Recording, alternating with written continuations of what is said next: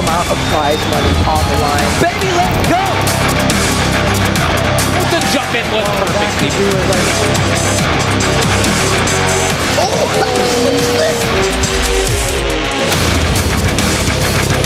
This is a team tournament. We're going to see all these players go up against each other. Oh! An unbelievable block! What a way to end!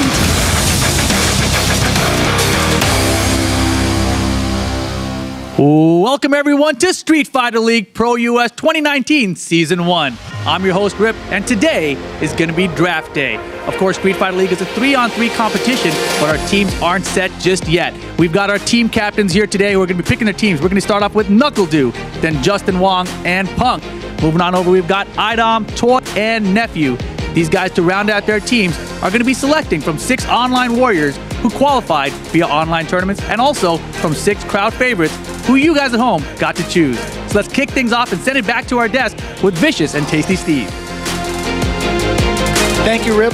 Welcome again, everybody, to Street Fighter League Pro US Season 1. My name is Vicious, and this is Tasty Steve. We're going to be your commentators guiding you through this team battle event with a very unique twist, but we'll get into that later because right now we're about to showcase some of the best talent in the North American Street Fighter V scene here today. And again, these guys are going to be going through what we call the draft day. These guys are going to be competing for not only the title of Best Street Fighter V player, but their pride is on the line and a good amount of change as well. For the top 3 teams for the season, right, we're going to be distributing $30,000 for first. Second place gets $15,000 and a good chunk of change for third as well, with $6,000 divvied up amongst the players of each team. And again, the top 2 teams get invited back for a Season 2. And to kind of talk to us a little bit about the format, how it's all going to go down, we have Tasty Steve. All right, guys, just so you know who we're dealing with here, we have 2 groups of players, some from online, some from those crowd favorites. But let's talk a little bit about these team captains as well as the snake draft. The team captains were selected from the top 6 in a CPT ranking from 2018. So you know they know how to play themselves some Street Fighter. Now, they will be starting with NuckleDo picking 1 player. We're going to go all the way through the team down to Nephew, who's going to pick his first player and his second player, round out all the way back at NuckleDo, who's going to round out his team. Now, those online players were selected through online tournament qualification. That means they had to fight their way here. They are battle hardened, tested, and ready to compete here today in this league. However, those crowd favorites, nothing to shake a stick at. These guys play just as much and still making their way, making their rounds through the world of Street Fighter V, and they have just as much to claim here as these online warriors. And like we said before, this is going to be a very, very, very intense competition because like we said before, we have a rule. We have a new rule for those 3v3 players. We have the opportunity to ban, lock. You cannot select that character, and that's going to be for both teams, which is a very scary thing. Another thing that's even more prominent is the fact that this is a 3v3 tournament, and we typically don't get that in the world of Street Fighter V and just typically fighting game tournaments that are this serious. So without further ado, man, I can't wait to see what's going to happen here. I mean, this is Season 1. We got some of the best players in the country. What can you expect? That's right. It's only week 1 and it's draft day again. As we mentioned, we're going to start things off with our team captain, part of Team Gale, NuckleDo. Let's take a look more at this player.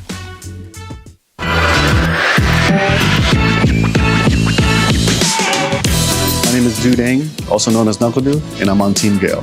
I've been playing competitive Street Fighter for probably about 5 years. My main characters are pretty much Gale and Cammy. I like those 2 because they pretty much balance each other out. The ban feature is pretty cool. I feel like it works in my favor because I use like 7 different characters. I think like 4 of the captains, they all only have 1 character. So I just expect a lot of hype from all the teams. Players who aren't captains, they have lots to prove and they just want to show that they're capable of taking out, everyone. Yeah, there's a lot of good players here and they're just going to bring their A game. So I'm just going to do the same. Good luck to all you guys, but it's going to be hard to ban my characters because I play like Polecast. I'm excited to be part of the Street Fighter Pro League, and I hope you guys enjoy.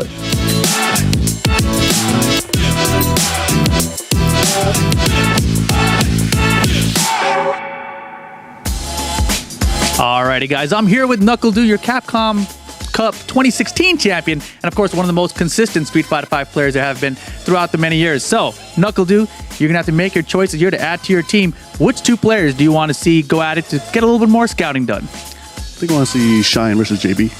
Alrighty, Shine and JB, come on down. Let's set it up and get it on. We got to throw it back to Tasty Steve and Vicious. You know, Rip kind of had to question that a little bit because we've seen Knuckles do time and time again throughout the CAPCOM Pro Tour, right? You've seen his name. It's a household name at this point. That's definitely true. And it's kind of hard to tell, like, how many tournaments has he won this time? You know, I don't blame him, right? But he's going to be starting things off with the draft. Again, it's only going to be for scouting purposes for all the team captains. Again, we have JB going up against Shine. JB versus Shine. We've seen these guys play a lot, not only here, but throughout, you know, the lifespan of Street Fighter V, right?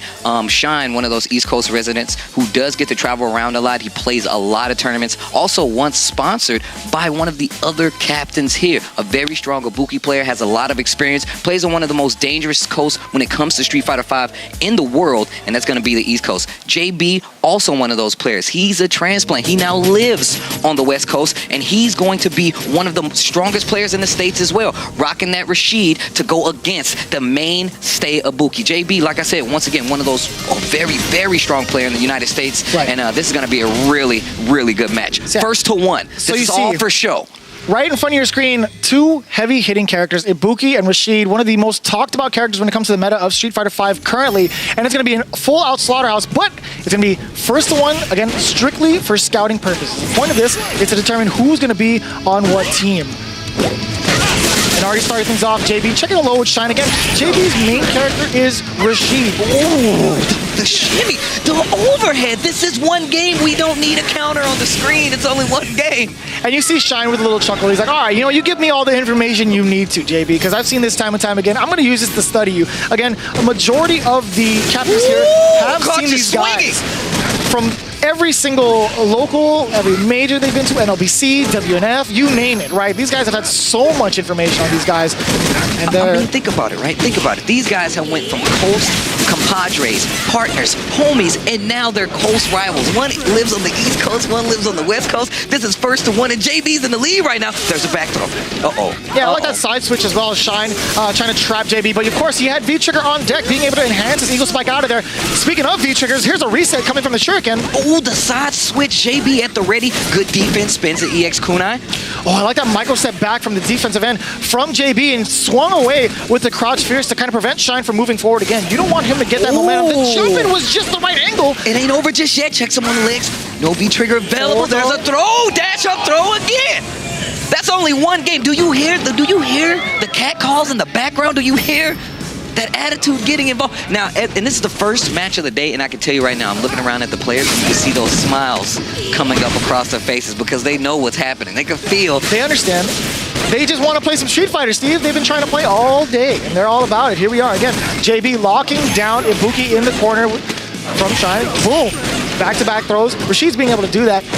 It's a very, very strong, potent tool to keep their characters locked in the corner. Another throw. That's three already in the corner. Side switch, tries to get the stun. Ooh. Nobody blocks the Eagle Spike on the same side. He thought it was going to be a cross-up, boy. Was he wrong? First and only game going to JB. JB. He knew what he was doing. He knew what he was doing. All right. So we've already established the fact that JB won that first to one. That was it. That's all she wrote. Get up. I'm sorry. Get up. What are you sitting down? Go home. You know why you're. Look, you signed up for a one-game exhibition to show you had the chops to be on Knuckle Dude's team. No deal. But we'll see. I mean, JB did win, but it's ultimately up to the captain's decisions. And standing by with them is Rip. Let's take a look. Oh my goodness. That was an incredible way to start things off today. So Knuckle Dude, you've got to make a choice though. You got to pick one of these guys. You got to pick one of these guys. It's got to be JB or Shine. Which one's it going to be? You know, Shine kind of got destroyed, but I see a lot of potential in him, so I think I'm still going to pick Shine. So he's going to go with Shine. All right. So Shine, give me the first member of your team. You mentioned you saw a lot of potential. Was this basically, did you kind of know that you wanted Shine before you brought these players up here? I mean, I don't really know Shine that well, but from his Ibuki, it was pretty good, so I'm gonna give him a shot. I thought JB did pretty good myself, but let's go ahead and throw it back to the casters, Vicious and Tasty Steve. I don't believe him for a second. I'm going to be quite honest. He's planned this out the entire time. He's like, I got Shine 100%. Because one of the main things to be concerned about is the unique twist to this format, right? The character ban rule. Now let's think about that, right? Shine does have a good amount of characters. He has played Karen in Season 1. He might have that character as a backup. True. But on the other hand, you have JB, who's even mentioned it on social media. He only has one character. right? I feel like which tool would you want more on your team?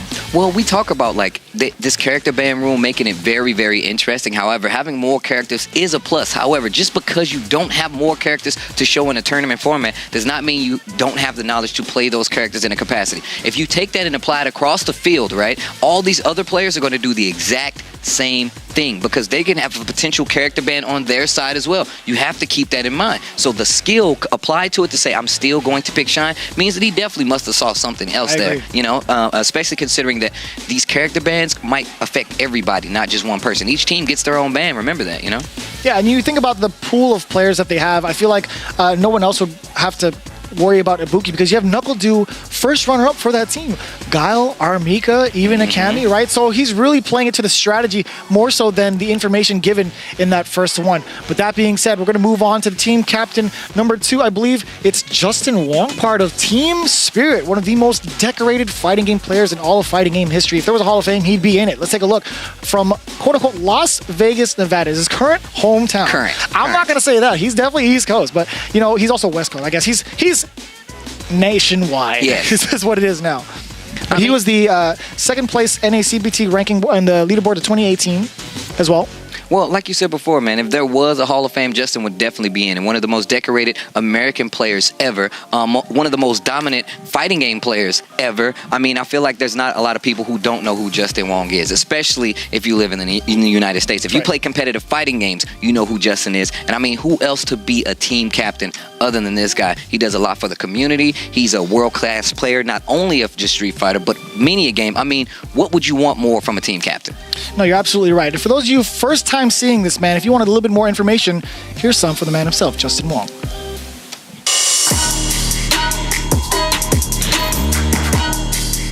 My name is Justin Wong. I guess I go by J Wong. How long have I been playing Street Fighter? It's been a long time. I'm 33 now, going 34. So yeah, I guess I'm kind of an OG.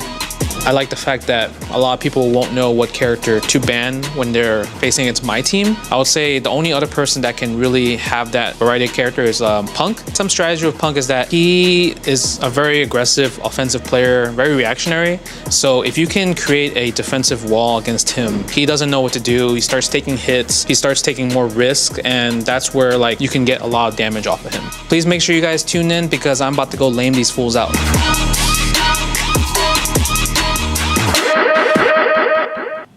Alrighty, I am here with the legend Justin Wong. Justin Wong, of course, you saw what just happened in NuckleDu, Shine, and JV. It's your turn finally. You got to select 2 of these players to potentially put on your team. Oh man, it's kind of tough. I'm feeling Vicious. Can I take Vicious from the commentary booth by any chance? You know what I mean? I do believe there is a minimum hair requirement. I don't think Vicious qualifies. Let's try to stick to the players on this side of the hair station. I mean, the head is shiny. You're right about that. But other than that, this pick was really hard. So I want to see Brian F and El Chocolate play it out. Alrighty, Brian F, El Chocolate, come on down. You guys are gonna be match number 2 here today, and we'll see which one of you guys Justin wants to pick. Back to you over there, Vicious and Tasty Steve. What did I do to deserve this, Rip? Unbelievable. Hey, all jokes aside, though, Justin Wong being a great team captain, again, he's more of like a mentor as well as like a competitive player nowadays to kind of cultivate the FGC as a whole and really trying to train and upbring the newer players, the newer generation, right? So him being able to scout these 2 players, he's got a lot in mind and he understands what he wants with these 2 players, and whoever he picks, he's going to understand like, hey, this is going to be our dynamic. This is how we're going to take on the rest of the team captains. Well, you talked about these younger players, right? Brian F definitely on the side of that, right? As well as El Chicote. Brian F has been doing a lot of work when it comes to educating the scene as well as just evaluating this player. Very tech-heavy player. Recently started traveling even more so in the past few years, and I'm telling you right now, he's one of these guys that you look at when you talk about Balrog in this game. And he has a very sound mind for when it comes to dissecting, understanding, and picking apart his opponents. And let's talk about El Chicote for a second as well. He was one of the rising stars in 2018 for his most notable victory over the likes of Tokido back at SoCal Regionals 2018, using that very, very much so dominant Armika, and you can already tell these guys have played before a numerous amount of times. No stranger to each other, right? And he's such a smart player when it comes to the mix-up game. You can't get a solid read on him ever. And let's see how it works out over the likes of Brian F. Yeah, you talked about like him beating Tokido. Tokido is an Evo champion. He's a multi-game champion. He's been around the block quite a few times. He's been to Capcom Cup every single time. Exactly. So the fact that El Chakotay, a younger player, was able to come out and beat him at an event, especially after Evo, says a lot about the skill he has here. Like I said before, these guys may be online warriors. They may be crowd favorites, but I'm telling you, they have exactly what they need to succeed here in the Street Fighter League. I can tell you what, when it comes down to these two, I think Rip might be right. It might come down to a hair. We'll see what happens. It's going to be very, very close between these two because they're both very competent players. So we'll see. Will pure fundamentals rise over the mix-up monster that is Armika? Here we go. It's going to be a first to one, strictly for informational purposes for scouting. That dash punch starting off early. I like that punish on the sweep. It was sort of like max distance, but he'll still be able to punish. Got the target combo as well. Yeah, probably thinking that Balrog was going to walk back. There we go. Brimstone getting a little closer to that corner. He tried it again. That's the kind of momentum El Chakotay kind of wants early. Gets the corner carry as well as that damage, but Brian F easily able to shake it off with a solid read off of that jump. But again, Chakotay being able to get into that Nadeshko call. He tried to go for a cross-up. He faked it out. I like that. Look at the patience here on the side of Brian F. Closing out that first round pretty soundly. Look at the life difference. Like we said, this is one game. Scouting purposes only. Yeah, Brian F was able to sweep a few reasons, right? He had such a large life lead, primarily. And he also wanted to check Chakotay from moving forward. So it paid off for him in that first round. And again, off to a great start. Yeah, Chakotay with a great confirm off the stand strong for Mika. Brimstone again. Another one. I bet you won't do it again. Third time. Oh, I bet you won't do it again. Okay, he didn't do it. I was about to say. But that was smart. Mika Typhoon to close out one round apiece. If it didn't work the first time around, why not do it again? That first round, he tried it. Brian F jumped out to safety with that neutral jump. That wasn't the case. Gets close. Oh, confirming to the EX, push to the corner as well. We've seen Brian F succeed pretty well here. I mean, we talked about the mix-up game of Armika is just the same. You do not want her to get meter. You see it on the side right now. Full CA, full trigger. Block. Plus situation does it again, but jump out and the punish there from Brian F. Not a big punish, but damage nonetheless. Taking his time once again. Brian F. Oh, what a block on the low. Checking with the stand jab. Oh, Brimstone. Oh, Brimstone again. Perfect way to frame kill as well. Got the meeting. No, excuse me. He was blocked from Brian F. Back up target combo, and he checked him with a delayed low. He was going to go with the target combo anyway. Brian F.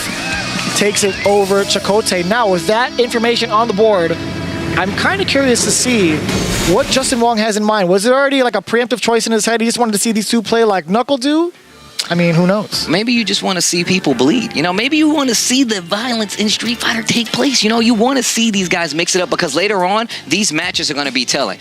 This is a double round robin, so all these guys are going to get to play each other twice. You want all parts of this information. So if you can get it from one fight or two, you take it how you can get it. That being said, let's take it back to Rip, who's currently waiting with Justin Wong to see what his decision is. Rip?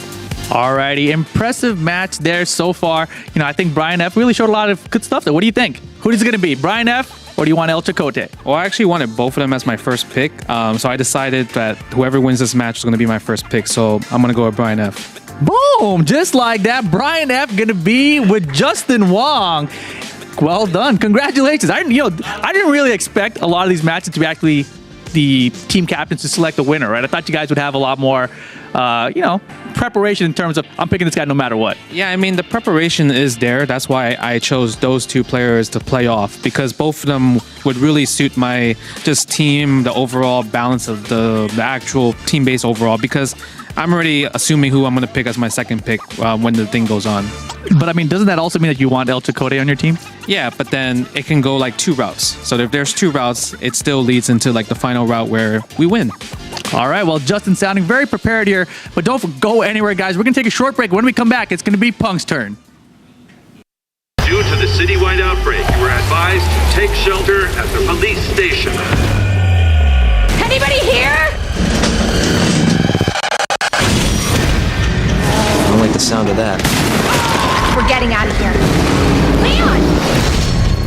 My mission is to take down Umbrella's entire operation. They're secretly making bioweapons.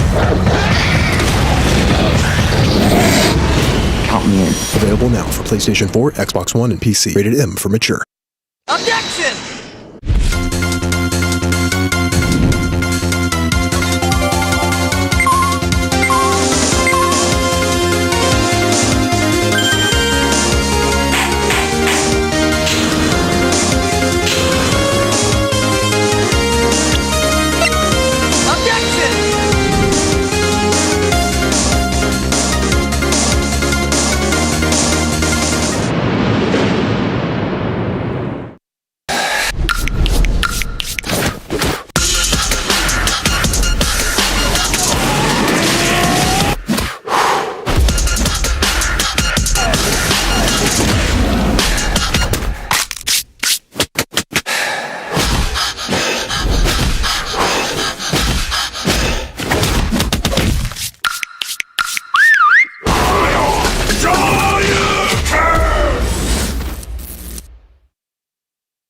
Round 1. Fight!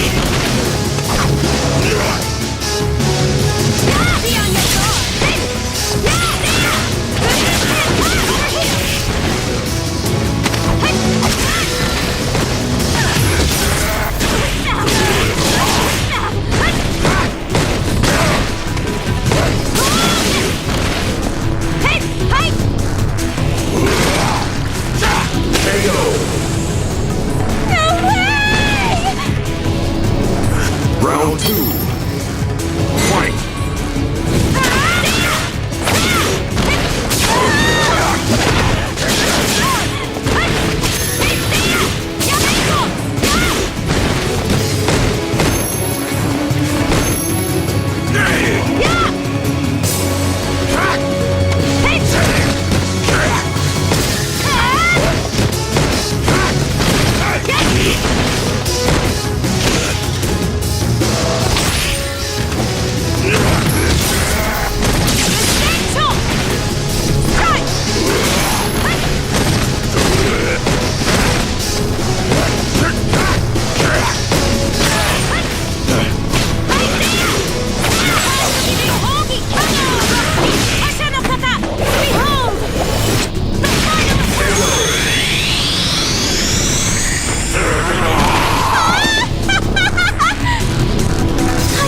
Final round. Fight!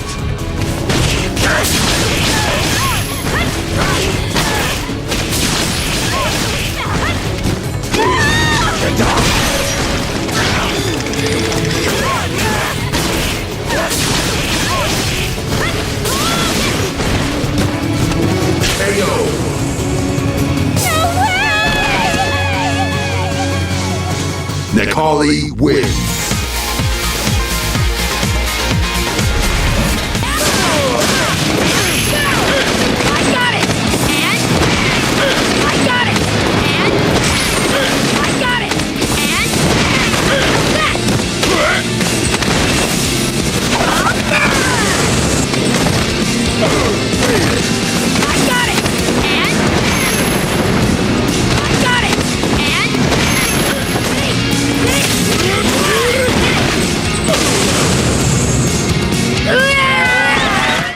Welcome back, everybody, to Street Fighter League. My name is Vicious here with Tasty Steve. We're starting to fill out just the beginning of the teams, right? We are in draft day. We already have our first 2 players filled out with Brian F. and Shine. You saw the replays from their first to 1, and they were chosen by the team captains of Team Gale. It was Knuckle and Team Spirit with Justin Wong. And that being said, we're moving on to our 3rd pick of the week with Reciprocity's own Punk, part of Team Inferno. Let's take a look.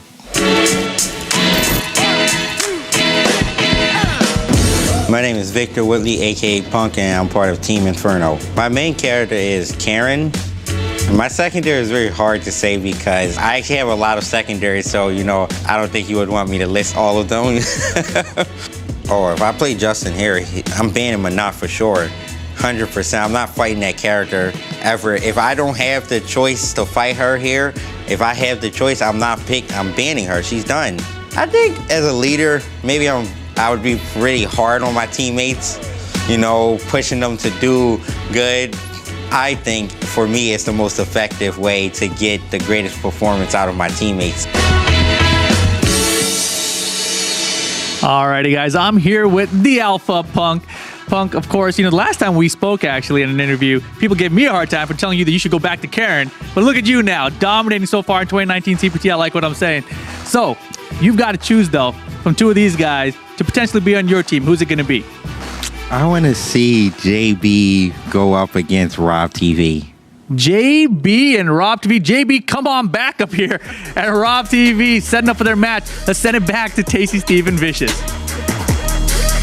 Pretty good choices. We have JB back up on the chopping block. Not really a chopping block. It's more just for scouting purposes again. Now let's talk about Punk real quick. He was one of the most dominant players back in his inception with 2016, 2017, as well as 2018, right? He's had such a stellar record through and through with the substantial most amount of like major wins, right? He's got so many points. He was actually third in the CPT leaderboards. That's why he has third pick, right? But he's been dominating this current season of the Capcom Pro Tour with the most impressive win over the likes of Justin Wong and JB in final round, and then barely clutching it out with second, almost taking over Tokido over at NCR. I mean, we talked about how dominant Punk has been for these past few years. I mean, Rip even said himself, now he's back to like prime time shape, but even more so, the way he said that he would manage the team, the way he said that he would, go about, picking his team. He said, I will be a little harsh, right? But that's how he feels. Like he puts those people under the same pressure he puts himself under, and he just sounds like a bad manager right now. He's just like, yo, man, look, you're gonna do what I tell you to do, or you ain't doing it at all, But I feel like that's one of the ways you want to approach, right? You want to be able to say, hey, team, these are the things I want. Be direct, but picking JB to come back up there, this time going up against Rob TV. Rob TV, the first time we seeing him play here in the league, is a very, very, very strong player, especially one of those newer players that have just recently come out. And as well, the fact that we have this character band actually helps out Rob TV because he plays multiple characters as well. Yep. So, and as you can see now, already lining up on the Gale.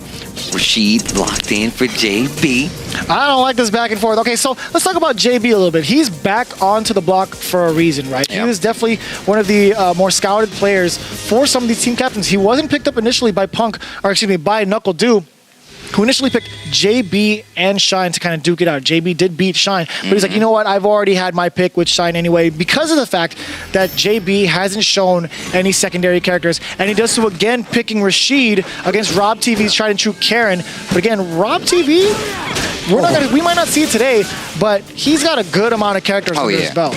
Yeah, he's definitely he's actually played against, like I said, a lot of the players here already. They already have experience versus Rob TV, and they want to see how he deals with playing with these players, especially in a one-game show match, just to see where he belongs. Gets the crush counter and the side switch. He's showing off right now. He knows that Punk plays this character. Oh, the overhead. He knows that Punk plays this character, and he's like, look, if they block one, I might have other characters. If I'm this good with this character, just imagine how good I am with my other characters. Gets the back throw. JB trying to get something started. Activates the trigger, goes for the legs, nice V reversal on I like that, yeah, just to kind of neutralize the pressure, but it's still not going to be enough as the life lead was just too great. Rob literally only needed one hit, but he got the throw even for that meter, and that's going to be first round to Rob TV in this 1-1 for draft day.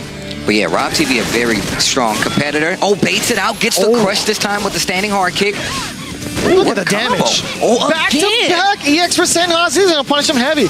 Not going to be quite the stun. Best believe one more mix-up. Ooh, gets the throw and the stun. That should spell the round for JB and a good amount of the meter. Gets meter and closes out quite confidently. One round apiece in this first to show match. These are exhibition show matches. Really good, actually. I like that a lot. Uses that whirlwind shot to kind of open up Rob TV. More so for the pressure, right? To get up close and personal against the likes of Karen. Trying to keep that pressure, jump in right there, checking on the legs. Yeah, checking those lows. Rob TV taking his time getting out of this corner. We know Rashid's really good with the pressure. Ooh, what a check right there. That's knowledge. That is not a true block string. Great interrupt there from Rob TV. Didn't get to make the most out of it, but problem is he's out of the corner now. No, back into the corner, trying to interrupt that air-to-air with the sand or the jump strong. But JB keeping him locked down. There's a first throw. Who catches him this time? The second round for JB was so much cleaner. JB so gonna take it over Rob TV in this first to show match just to see who's gonna get the opportunity to be on Mr. Punk's team. I mean, we'll see if Punk ultimately decides to choose JB. I mean, at this point, the way that played out for JB in both of the times he's played, it'd be a pretty wise choice. But let's see up to his decision. Rip standing by with Punk as we speak. Let's take a look. You know, I gotta say, JB's looking impressive again, but that's the second time today that he's looked impressive, but he didn't get picked last time. Although you got Rob TV here with Karen, I can't imagine you're gonna want another Karen on your own team. What do you think? Who's it gonna be?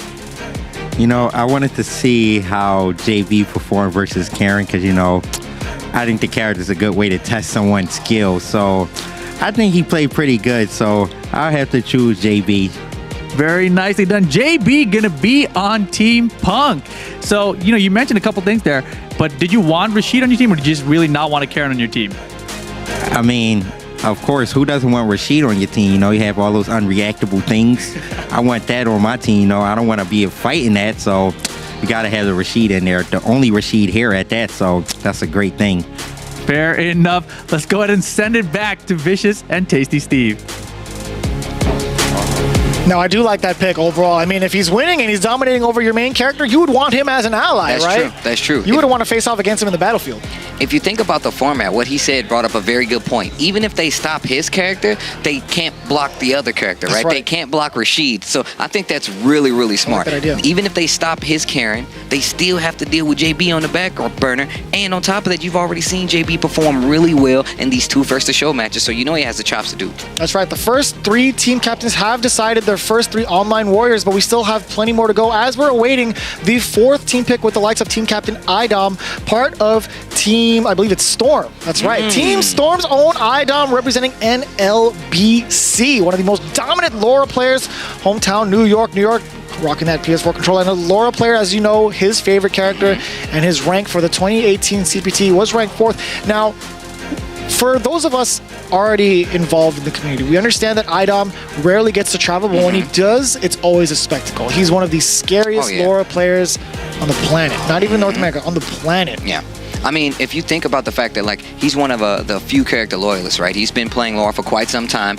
He has really good tech, and we've seen him on multiple fronts at this point. I know you mentioned that he did not travel, but that's one of the things that happens, man. As the season goes on, as the game starts to mature, he got a lot more confident. He was able to travel out a lot more, got more opportunities to travel, and people got to see just how strong of a player he is. You saw he rounded out top 4 in that North American CPT ranking. That's no easy feat. That is not easy at all. On top of that, he's one of these players that was kind of molded in that online play. So now you see how strong he is. He plays on one of the most dominant coasts, along with Shine on the East Coast. A very strong player and a very strong captain as well. That being said, let's take a look at how IDOM felt going into Street Fighter League with this package. Take a look.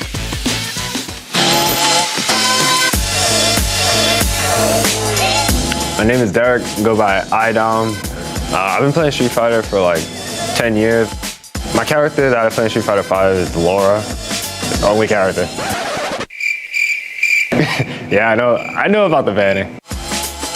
I know a lot of people aren't ready for the character ban. Nobody's really looking for secondaries. People aren't used to playing secondaries in like high-level tournament play. Honestly, I'm just gonna try to draft people to get their characters banned so I can play my character. I know all the competitors are probably looking at me like, oh, he's the weakest, because I know I've never seen him play anyone but LoRa, but I got something cooking up.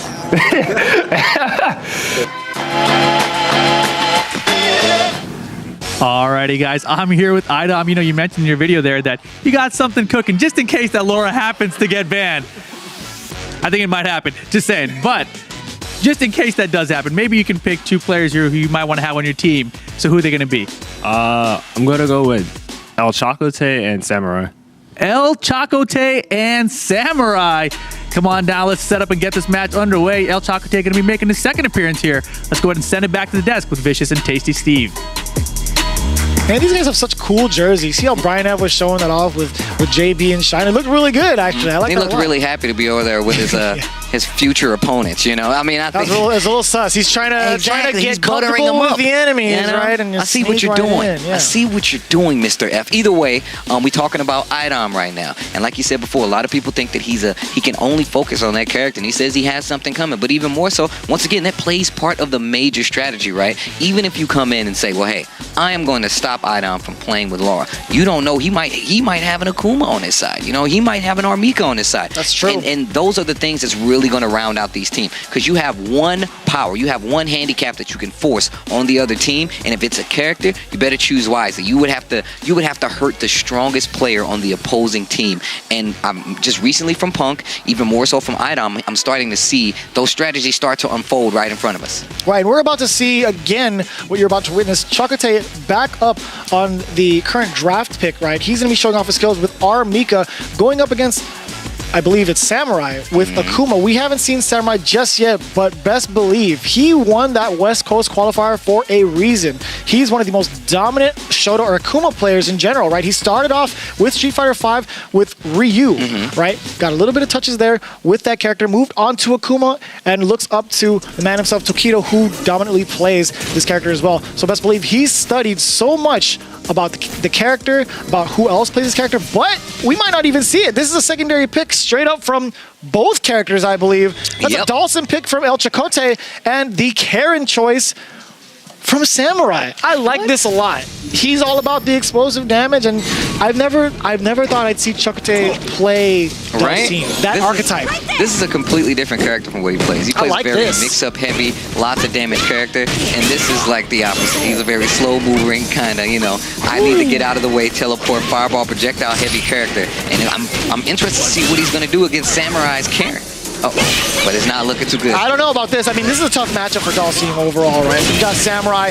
The way he likes to break down the opponent's defense with overwhelming offense, he does so well with Akuma. He gets to do that even more with the normal Strum Karen. Most definitely. He gets better ground control as well. Oh, I love seeing that. Orochi right through whatever Dalsim tried to throw at him. Either it was like a fireball or maybe like a limb that got stuffed immediately on Waco. On startup, excuse me, on Waco. Missed the V-skill on the knockdown. No confirm on the low four. There it is this time. Okay. Stun. Stun, yeah. Uses the meter for the EX Mujin. Oh, goes for a small reset maybe? And that's all she wrote. Yeah, Samurai with a quick 2 rounds and as poised as ever in that first one. Chakotay is like, you know, that was just one of my other secondaries. You never know. I might have a third. But again, with that decision being made between the two, again, Samurai with an overwhelming victory over Chakotay's maybe second character. I mean, we don't know. We don't know how Idom's still going to pick it out. Well, I mean, it's all about the decision made to come on top of it. I mean, if you look at the fact that, like, these guys were willing to play these other characters, but if you take the skill that you saw that was displayed, it's a little different. I mean, Dawson's not an easy character, and then you have Armika. It's almost night and day. Yeah, I really like the fact that they went to their secondaries, but overall, it's up to the captain's decision. Rip's currently standing by with Idom. Let's see what he has to say between these two. I mean, I gotta say, I don't think that's what I was expecting to see out of that. Was you expecting to see? That was amazing Dawson and Karen gameplay. Well, now you get the glorious decision to make here. You got El Chakotay or you've got Samurai. Who's it gonna be? Well, I'm gonna go with Samurai. Samurai. I like that choice. Samurai, of course, been so dominant on so many online tournaments. Now gonna be joining Idom. And here we go. Let's send it back to Vicious and Tasty Steve. Real soft-spoken fella, honestly. He said he enjoyed the match. You know, he said it was some crazy. He was thoroughly surprised. Not a lot of emotion comes from Idom, so the fact that he said that took me by surprise. He's like, yeah, that was really good Dawson and Karen play. I was like, that's the most I've heard you speak this entire week. I mean, going with Samurai to close out. Samurai, a very strong North American player, especially like Rip said before, man. He's been winning a lot of those online tournaments and just a very strong, disciplined player. Like you said before, he models himself after the EVO 2018 champion, Tokido. That means a lot, and it says a lot about the dedication and the player that you get when you get a player like Samurai, and he's going to go to Idom. That being said, we've already established another pick for team number 4, Team Storm with Idom.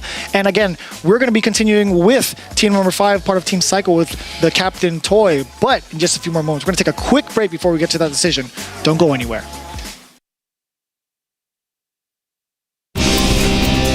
This is the path of my destiny. Dare you challenge the key?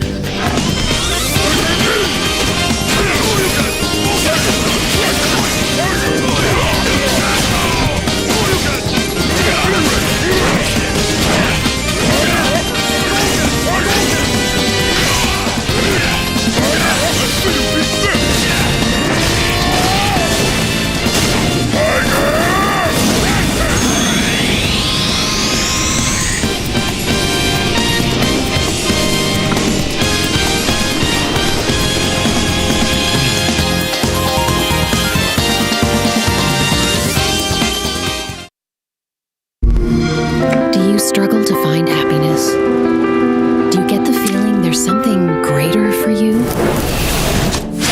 There is.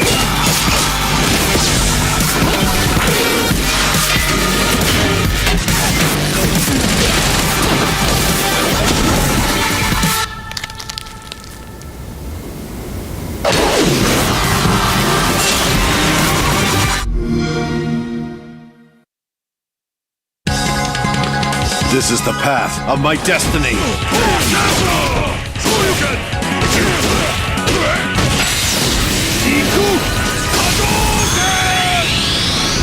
Pleased to meet you.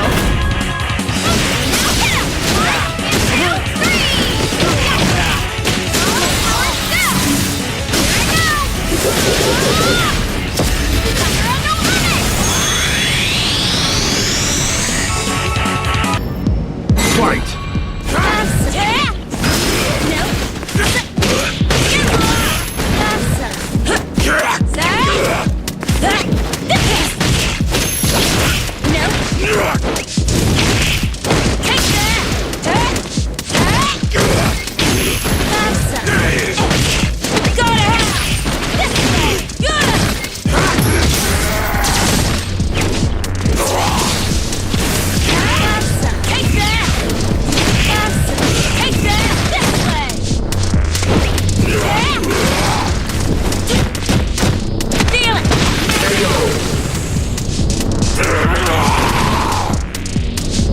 Round 2.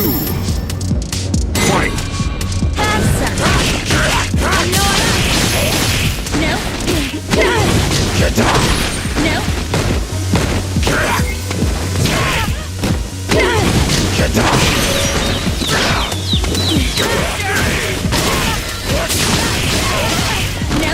Perfect KO.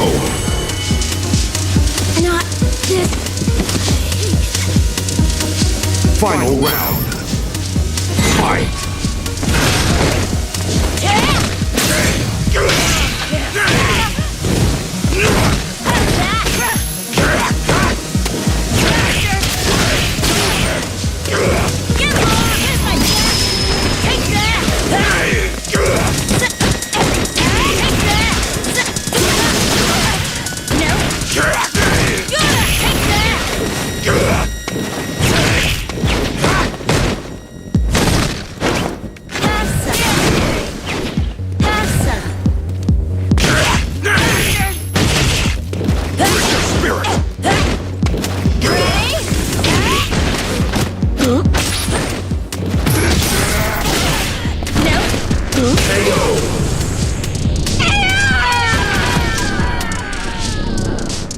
Nekali wins.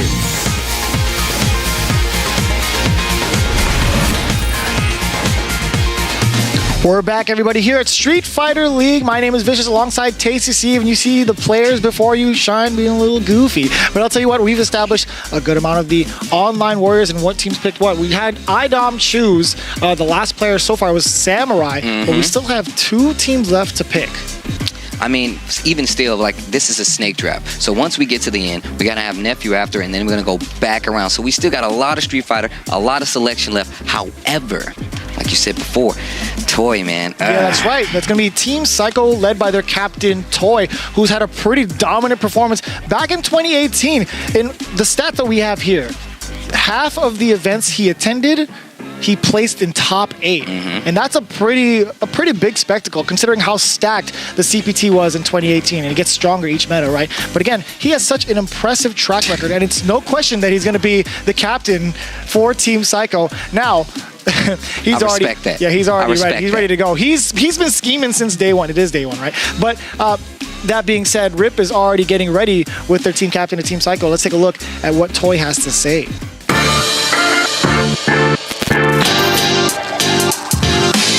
My name is Toy Bridges. My handle is Toy, and I'm a part of Team Psycho. Well, I'm main Bison. Bison all day, 24/7. He's godlike. No matter how long you've been in the game, you're just mad nervous. So it's just hop in there. You're gonna be nervous until it starts. Once you start, it's just like, yeah, this is what I've been training for. The challenge is just gonna be the character man. I'm excited for it. But it's like, I'm not gonna have my homeboy Bison the entire time, so I'm just gonna have to go to the next best thing. We're just gonna fight. Like, I'm Team Psycho. Like, we don't really think about it too much. We're just gonna go in and kick ass. That's what Team Psycho's all about. You're getting banned. Like, you're not gonna get the play, so I'm not really worried about you. You're getting bodied, we're good. Team Psycho all the way.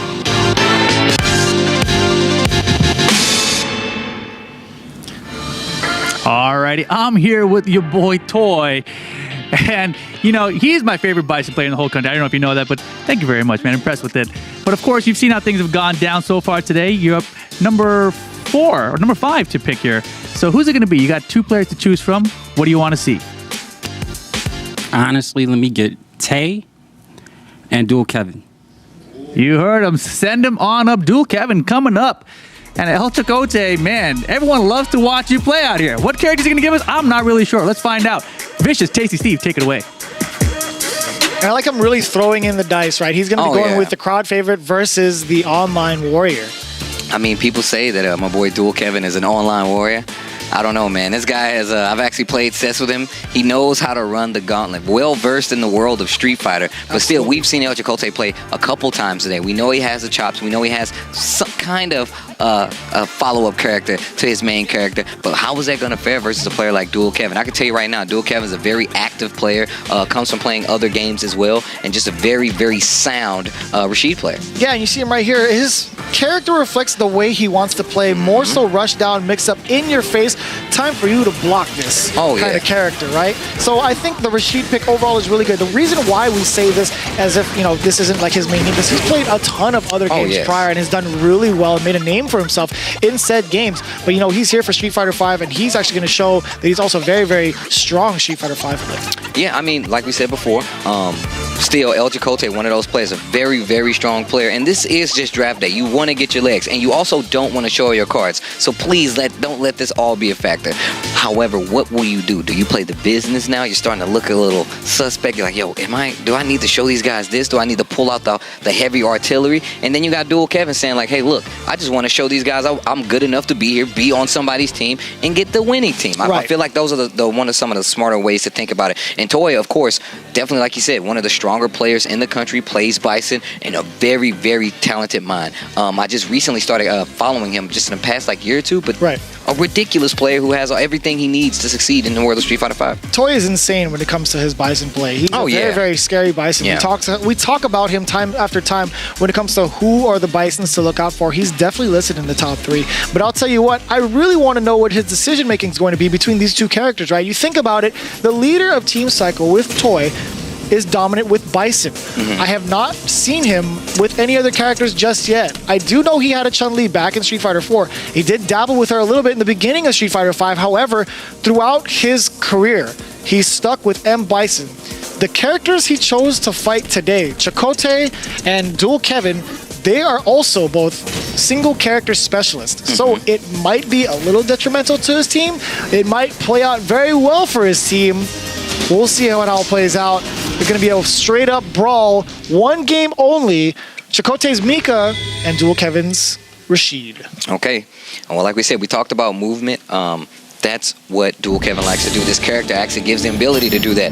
Also rocking that V-Trigger 1, he's going to get powered up movement options as he plays, if he plays it just right. But here we go. Chicote taking his time this time around because he knows he does not have movement on his side. Right, in the beginning you kind of want to watch out for a lot of Rashid's normals and even that whirlwind shot as well. But once you get him stopped in place, Chicote likes to kind of dive in there with either a dash, kind of buffer stand strong just in case, or even a drop kick. He went for the dash brimstone option. Might have missed something there because Dual Kevin was able to throw him back into the corner, but narrowly escapes that trap. Yeah, I like the jump out right there. And we saw a few options on dealing with that EX tornado pressure. Nice belly flop right there to stop the mixer. I didn't even think that was going to happen, Stan. I didn't think that was going to hit either. See, that was crazy. I thought he was going to keep him in the same side. That wasn't the case. Dual Kevin backing off, showing a little bit of patience there. He is getting quarter to quarter power bomb. Oh, nice Mika Typhoon. Ooh. I like how she was surprised by the damage, see, with the freeze frame. She's like, oh yeah, I did that? Okay, so again, Chicote getting first blood. He's so ambiguous with what he wants to do while you're playing defense, right? He can mix it up with a strike, a command grab, and it's just so tough. Well, you saw what he was doing. He was doing dash up Brimstone, that's command throw, from Armika a few times, and that's going to make you want to hit more buttons after the dash up or just after a knockdown, and that kind of plays on what Armika likes to do. Activation out of the block, hard kick, EX back into the corner. That flying peach, wake up, standing light kick, got really lucky right there. Activates the trigger. Oh, he swiped the drop kick and he's gonna get it. Yo, Dual Kevin with the reactions. Don't test this man. Like he plays versus games. Don't test this man. Trust me, speed. He is not afraid of speed at all, and I feel like that's one of the reasons he plays with Sheik. EX. Tries to jump out. Eats a jab. Ooh, standing medium punch. EX. Wake up. Spinning I can do it too. You had to see it coming eventually. Wake up Peach again from Chakotay. Try this one. Yeah, you gotta be careful, man. Can we expect the Brimstone? No, he goes for the normals immediately. He went for the meaty. And Chakotay, got caught with that V-trigger activation. Side switch as well from Dual Kevin with a good amount of damage as well. That pressure withstand strong, so hard to contest. Try to go for the standing light kick. Oh, the confirm off the counter hit. Stand strong, Chakotay. Wake up EX. He's not done. He's not done. Oh, it's so hard. How do you block that? Oh, he tried his best, but still, Chakotay comes out on top. He's, with his main character as well. So that being said, the information is there. We're going to see how it plays out. Both of these guys were character specialists, but again, it's up to the captain to decide how he wants to fill out his team. But again, it's going to be, it was kind of tough. It was actually a lot closer than a lot of people think because we've seen a lot of Chakotay, but not a lot of Dual Kevin. But again, we'll see how it plays out. Rip is standing by with the team captain. Let's take a look. Yeah, I gotta say, I was pretty impressed with Dual Kevin myself. That was a very close match, and you were watching very intently there, Toy. Who did you want to go with here? Do you want to go with Dual Kevin to add on your team, or is it gonna be El Chakotay? I'm gonna have to go with Tay, man. I need all Psychos on Team Psycho, baby. So we all know what Mika players are. All right, there you have it. He's got the Mika on the team. El Chakotay gonna be joining Toy here. Dual Kevin gonna have to go back to the rest of the crowd. We'll send it back to Tasty Steve and Vicious. I mean, I feel like he's had more than enough showing at this point, right? Chakotay, definitely one of those people we've seen him play 3 times. Finally gets picked up by Toy. I say finally, but ultimately everybody's going to be on the team. But like you said before, he said first off, I'll take that personally because I am a Mika player and I'm not that crazy. However, he says he wants all the crazies on his team. Taking El Chakotay, Toy got his first player. Yeah, and that being said, we do have 2 more online warriors left over, right? We haven't seen really play just yet. I kind of wonder what Team 6 captains, Team Storm's own, Team Frost's own, nephew has to choose from this lot, right? I kind of want to know what his mindset is in terms of character selection. Granted, he does play Colleen, a very explosive Colleen. I think his breakout year was in 2018, in my opinion, where he had such a destructive Colleen play, where he really established how she should be played in the future. Well, like we said before, man, we spoke about the next generation of Street Fighter players. I feel like that's what Nephew is. Nephew is one of those guys that burst on the scene and impressed everybody. Playing like a character like Colleen that we don't get to see as much until I feel like he did that. I feel like he's one of those guys that was like, hey man, this Colleen's not too bad. Did you see Nephew? He's the guy that we're gonna look at when it comes to kind of pushing forward this next generation play. He's one of my favorite players, I can tell you that personally. And Colleen is a very strong character that's getting more and more representation throughout all of this, and he's gonna be our next captain. Yeah, that being said, I kind of want to know a little bit more about our next team captain, part of Team Frost. Again, Nephew, not a lot we could really talk about. Instead, let's let this video do the talking for us.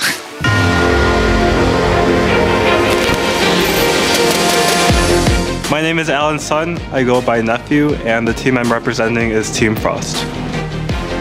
I've been playing Street Fighter since 2013, but I didn't start playing competitively until 2016 when Street Fighter V came out. Before a match, normally I'll look over my notes to see just character specific things I need to watch out for, and then just the 10 minutes before my match I'll just sit and stare. It's kind of the first time we have an all-American competition, so it's just cool that all the top players in America are coming together. This tournament isn't really about working together as a team, but more about beating the other team. So I'm just looking for the players that can take out the other players. Alrighty, I am here with Nephew, and of course, you know, you were the 6th ranked CPT competitor here, top 6th, so you get the double pick here, right? But so for your first matchup, which of the 2 players would you like to see? For the first match, I want to see dual Kevin and Classico. Dual Kevin and Classico. Haven't seen Classico yet today. Dual Kevin coming back up with Classico. Strong Urian usually. Let's see what he's got for us. Let's send it back to Vicious and Tasty Steve. One of Chicago's finest. We got Classico up on deck. You might have heard of the name. He's shown up a couple times. Man, he's got a flashy shirt. He's got a watermelon shirt going on there. I got to compliment him on that bad boy because it looks really fresh. I like it. No pun intended. It's a really cool shirt. But hey, it is a sick shirt. All jokes aside, Classico up on the board right now with his impressive Urian play, and then Dual Kevin back up there, possibly going Rashid. Well, I mean, we talked about, first off, let's go back to Nephew. Nephew even said himself, he says, hey, man, look at this shirt. It's not about, go ahead. Cool.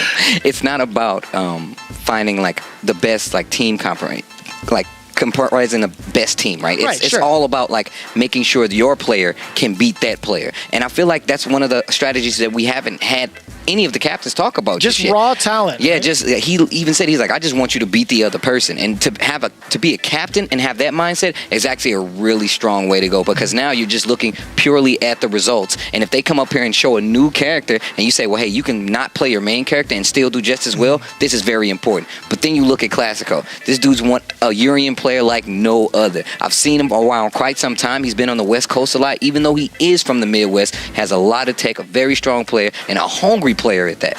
Yeah, both players voted in. Now, to kind of refresh you about the format, we do have Nephew, part of Team Frost, picking last. He was the 6th person to pick from the lot, but when we go through our second run around, he's going to be the first person, as Rip previously mentioned, to pick from the lot. So he's going to get the advantage going back, and it's going to swing all the way back towards Knuckle Dew with Team Gale for that final pick, right? We still have a ton of players left over from the community favorites, the crowd favorites, and as well as the online warriors. I still believe we have Just a Kid on standby, as well as Up to Snuff. Both players qualified from their respective regions during those 3 phases, right? So we still have a lot more players to see here, but in the meantime, we're going to enjoy some Urian versus some G. Oh, wow. From Dual Kevin. Dual character Kevin. That's what they're going to be. Dual character Kevin. He's dual-wielding characters right now. Well, no, like you said, man, Dual Kevin is one of those players. He's been putting in the legwork coming from other games, but still has the capacity to play more than one character, and we've seen him a few times here. Urian, one of those characters that can fight against G quite well, I say, only because he can control this range a little bit.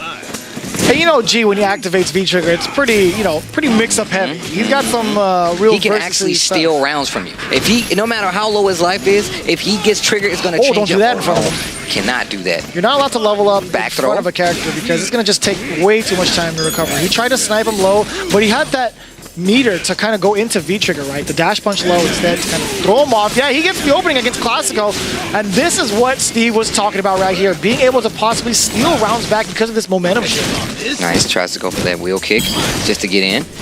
Oh, you thought you were going to shake hands with the president? No, power bomb him to the secret society. Headbutt, punish him. Wall bounce. No, the drop. Oh, I like that wake up headbutt to get through the command throw. So smart for Classico. This is what I was talking about. He's been so around. Slick. He's seen a few things. You can't get him with stuff like that. I don't know if he saw it, but it wasn't a reversal headbutt. He waited just a split second just in case Dual Kevin had a light normal for him, but he went for it. I like that a lot from Classico. Great response there, getting the first round. Again, it's a first of 1. So these guys are going to give it all they got. And you can see right there, Classico going for that back throw just to push G to that corner, make him fight his way out. I like that check with forward fierce. Oh, getting that throw as well. You know, one of the things, the more important things about G is being able to level yourself up past presidential level 1 and 2, right? Yeah, or you up want to 2, excuse me. You want that powered up fireball. You want that powered up wheel kick. You need those things to succeed, especially in this matchup. Urian has a projectile that you can go through if powered up correctly in that second round going to Dual Kevin. I told you before, the fact that he's been up a few times, played multiple characters, those are the things that you're going to look at, no matter what captain you are. The fact that he's able to pull out this multiple characters. Because what if they change up and say, you know what, we saw that he has a dangerous G. We're not worried about the captain. We're more worried about him pulling out that G. Block G. Still has strength. Dual Kevin making him real nervous. Yeah, Classico getting the stun. You know, if he gets his jump in, he's going to get a good amount of damage as well as a meaty situation. It might be a command grab. Who knows? Throw. Reflector, he could throw that. Pardon me. back is broken. Dual Kevin getting himself on the board. With that information, I actually like that a lot. Pulling out his G to kind of show up against Classico. There's a lot to be said about that. Having secondary character like G is pretty strong on your team. Dude, G is a very strong character. I mean, I feel like he's one of those characters that we don't get to see. We've only started to begin to see him in the CPT season just recently, and just overall, he is a newer character, a very strong character. I meant what I said, and the fact that Dual Kevin has one under his sleeve is actually pretty smart. All right, well, that being said, we'll see what the captain of Team Frost is going to decide. Rip is standing by with Nephew. I don't know what you felt about that, but that was a kind of a weird matchup. Classico started off pretty strong, but then, I don't know, he kind of hit the brakes a little bit. I don't know what to think about it. So which of these players do you want to go with? Do you want Classico or do you want Dual Kevin? I'm going to go with Dual Kevin. Dual Kevin, a very nice choice there. You know, we saw his G earlier. We saw his G currently. We also saw his Rashid earlier. So was that part of what played into you, the fact that he has multiple characters to use here? Yeah, the fact that he has 2 characters at a high level is really important in this tournament. Yeah, I definitely agree with that. Of course, when we have the snake draft, you are going to have the next selection. But before we get there, we are going to take a short break. More Street Fighter League action coming up after this. Objection!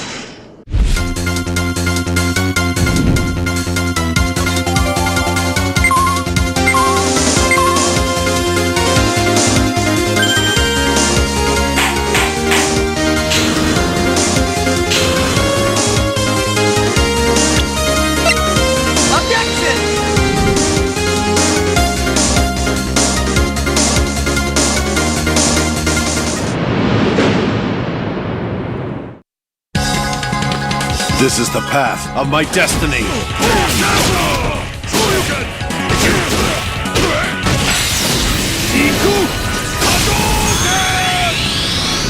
Pleased to meet you.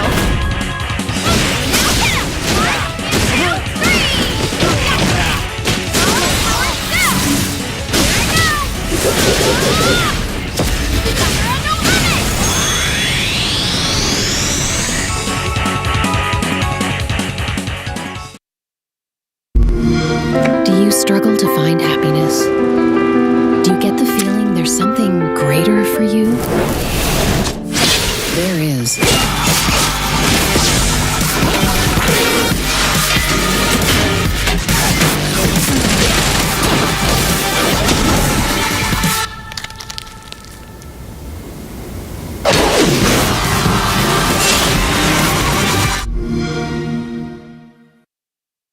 Round 1. Fight!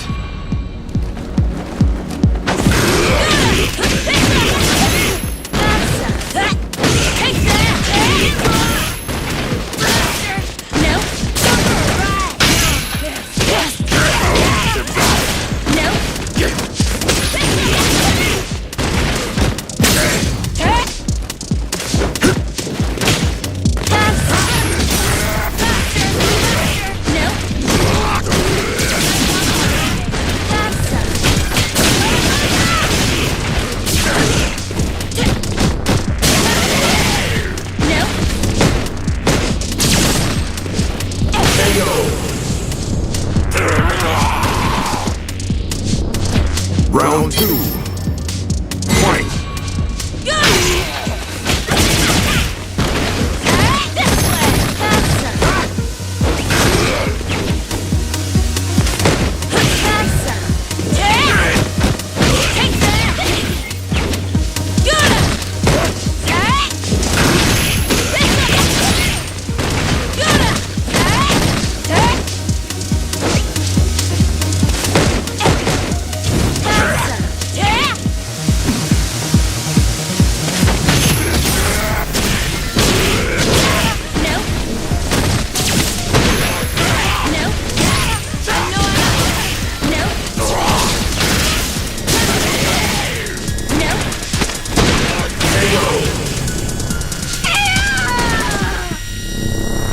Final round. Fight!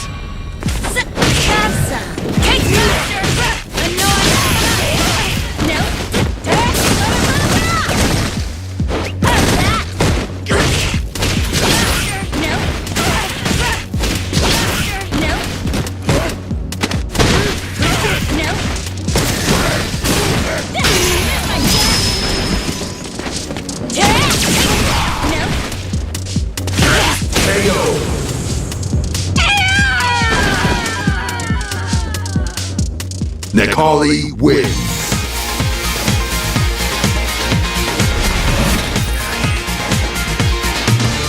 Welcome back, everybody, to Street Fighter League Pro US Season 1. We've rounded out the first round picks between the top 6 teams against Team Gale, Spirit, Inferno, Storm, Psycho, and Frost, already picking their first members of their teams. Now, that being said, you see on the bottom there, the remaining players, we have 4 of them coming from the Online Warriors group, and then 2 of them from the crowd favorites remaining.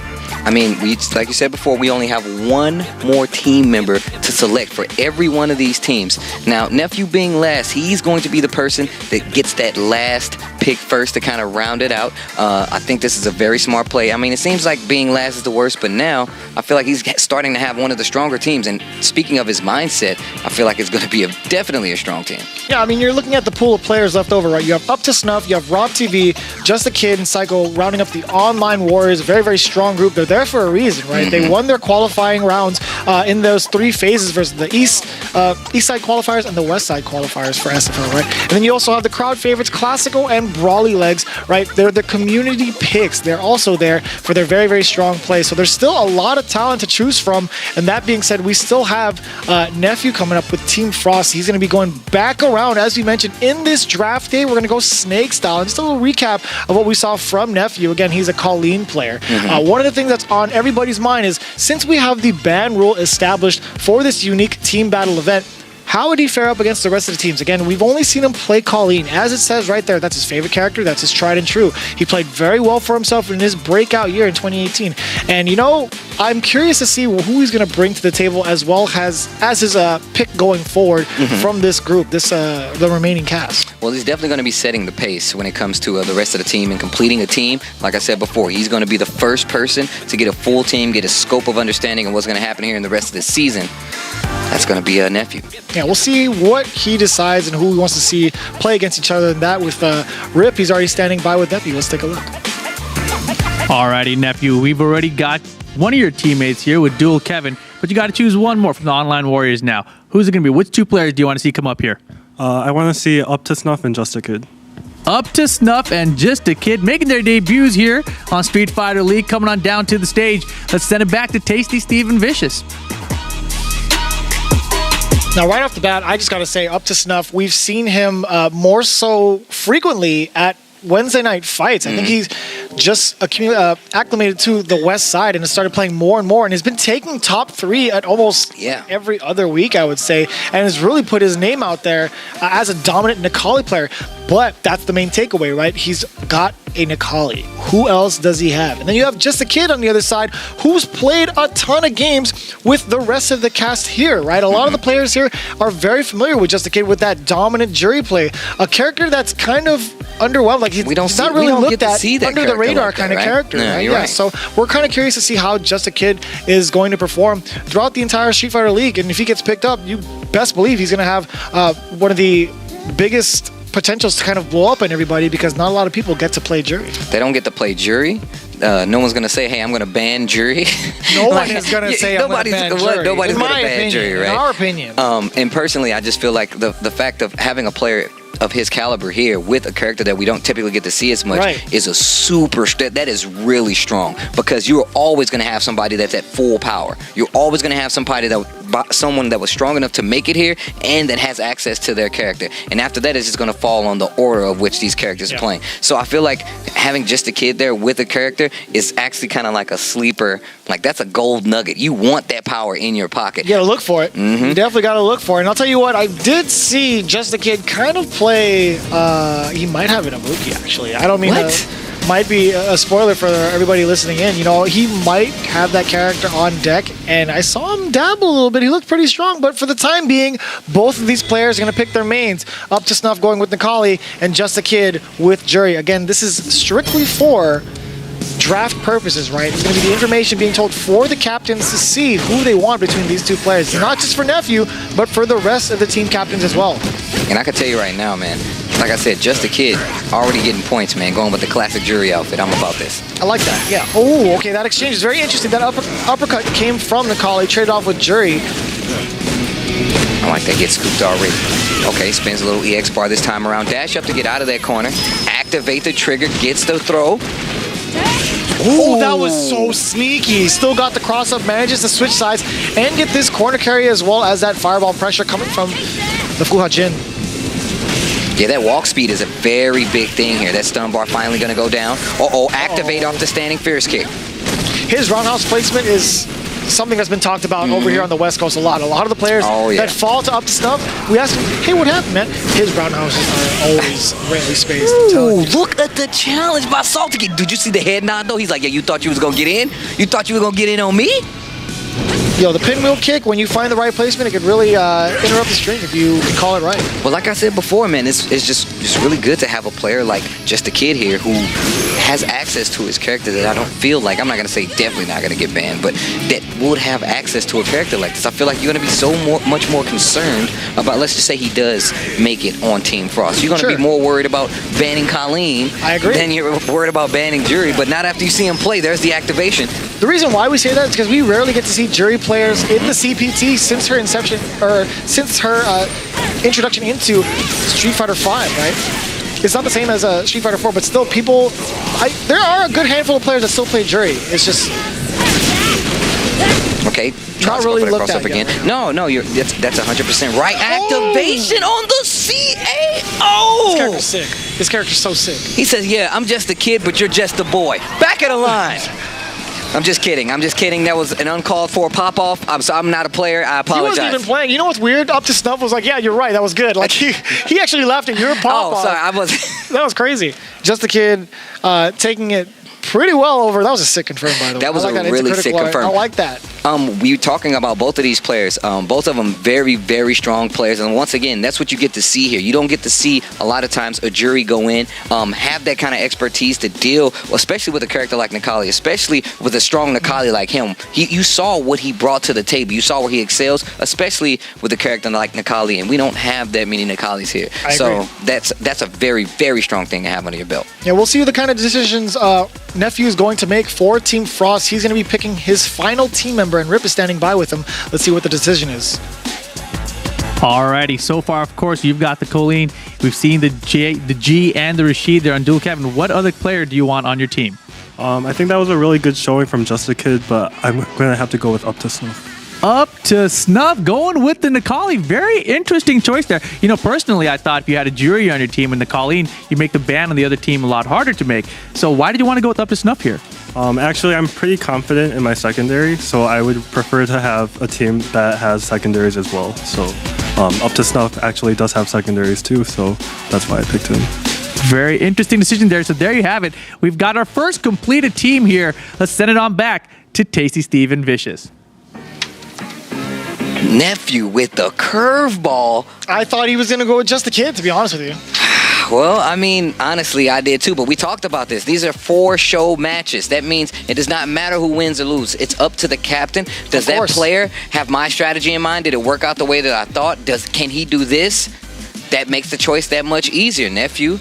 Going with the loser of that show match instead of the winner. And just a good match overall. I mean, Just a Kid got to show off a little bit. And I mean, I feel like that's going to stand out in the rest of these captains' minds. Yeah, Nephew made a very valid point. He wanted to see what the other players can do with their secondaries as well, because he has a G as well. I think he knows a little bit more extra information with Up to Snuff, hence why he decided to pick him over the winner for that exhibition, Just a Kid, right? So there's going to be a lot more information. Granted, we do have a very special rule, again, that ban character twist to this team event. So, I mean, there's a lot being played out here, a lot of variables to really consider other than just what these matches show. Even if Just a Kid just won, there was still more underlying information to be had. And Nephew was not shy about sharing it. He gave him all. He was like, look, this is why I did it. I feel this way about it. Like, I know the people that I have a strong secondary, and I have faith, but I need the people that I pick to have just as much. We talked about his mindset going into this. He even said himself, he's like, look, man, I don't care about like the team conference. I want my players to win.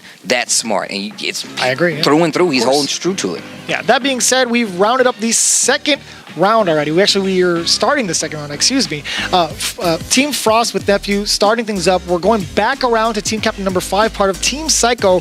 We have Toy getting ready to make his decision. And again, the first person he actually chose was El Chocote, a crowd favorite, going with that Armika pick, right? Again, both of these guys so far, part of Team Psycho, are character specialists. You see before you, Toy is a very dominant Bison player. Chakotay has a very, very solid R. Mika. That's to say the least, honestly, because his mix-up game is ridiculous. Well, like we said before, the team composing a team right now is super smart, especially when you're saying, hey, this is one of the strongest Bisons in the country, we're probably going to ban that character. To have a player like El Chakotay right behind him, like, well, I mean, you can't ban them both. Deal with my Armika mix-up, and especially if you get like a matchup in your favor, you never know. So I feel like those are the things that are really gearing and like driving this team makeup. Yeah, it's going to be a lot more to consider as we round out the third member for each of these teams. Toy's going to have to make that decision. He's going to see who he wants up next. Again, just kind of refresh your memory for those of you at home. We do have up left, we have Just a Kid and Psycho for the online warriors, as well as Rob TV. And then for the crowd favorites, the only two members remaining are Classico and Broly Legs. So I think we've only seen two members who've sat down still. They're awaiting their turn to kind of show up what they're made of, right? If they're going to play their mains, their secondaries. We'll see if they get called up to the bat, but we're going to see if who Toy's going to pick for his next round. Exactly. I am here with Toy. We saw earlier he went with El Chakotay. You know, we saw his powerful R. Mika earlier. You're, of course, one of the best Bisons. But now you got to pick just out of these few players left. Who do you want to see come up here to duke it out? Bro, this is rough. This is rough. I'm in a really bad situation here. Let me get Just a Kid. You feel me? I'm feeling it. And Rob TV on the seat. Let's go. Just a Kid and Rob TV. Very hard decision here for Toy. You know, he's definitely deliberating quite a bit here. And I think whoever wins this might actually secure the spot in his team. Let's send it back to Tasty Steve and Vicious. I can kind of understand where he's coming from, right? There's not a lot of people left, right, to pick from. He has to pick with... I mean, how many picks have we had already? We had 7 solid picks, right? We only have a few more players remaining. There's not too many left over, and only a few of them from the online warriors. And if you really look at it, Rob TV, Just a Kid, Psycho, Brawly Legs, and Classico, I feel like Rob TV is the only one with a good amount of characters under his belt. Well, in my from what I've seen so far from following these players throughout multiple CPTs, I've seen Rob TV change up his characters the most from this entire roster, in my opinion. Well, let's look at this. If you look at the players and the characters that are left, right? A lot of the people that were picked first, they have these kind of easy to pick, not easy to pick, but they have clear-cut decisions when it comes to their secondary, right? The last players remaining, I feel like they play kind of unconventional characters in a sense where you really don't have to worry about them getting banned. We got a Chun-Li over there. I mean, we have a Urian over there. Like, these people are still able to be picked up on a team, and I feel like they're all really strong. So it's like, I feel like no matter what happens, no matter where you get picked in this lineup, you're going to have a part on any team because these people are looking at the threats, and they're saying, well, this person is the biggest threat, and they're not looking at people like Just a Kid to say, oh, he's going to do this. On top of that, I mean, Rob TV definitely has more than one character, right? He has more than one character. However, what happens when one of your other players on your team might play that? You know, like there's so many variables, Steve. There's so many ways to mix it up, and that's what's great about this team battle format. Again, adding that little twist to kind of force the other person out of their comfort zone to play their secondary character. There's so many things to consider because every team captain is up here for a reason. Let's be honest. That's definitely the top 6 for the North American region. They're picking up some of these players in this pretty stacked pool of players, right? So there's going to be a lot of time for these guys to kind of calculate their set order in the future, depending on what team they're playing, right? And their bans to consider, right? To go with the synergy with what characters they want to play. There's so much to consider here on the plate. So I understand that Toy is going to be having a tough time kind of finalizing his team. Okay, we got Nikali versus Jury. Rob TV. I like to call him Hollywood Rob TV, man. He's come a long way. Oh, yeah. You know what I'm saying? He's come a long way. Definitely. Look, he's feeling look at it, too. He's talking to himself. He's like, I am nice, though. I am Hollywood, though. He was doing a Sonic Boom motion. He's pointing over to Justin. He's trying to show off. Just the guy kid. He's giving him the stare down already. This isn't even the real deal yet. This is just for information. These guys are staring each other down like they want each other's throats. I like this a lot. This is the kind of energy I need in my life. Rob TV, Just the Kid. That was a deep, meaty dive kick. That was toe-to-toe dive kick right there. That was the meaty jams. Uppercut? Yeah, best believe. Yeah, Rob TV, very good with his reactions. He's gotten better and better at it.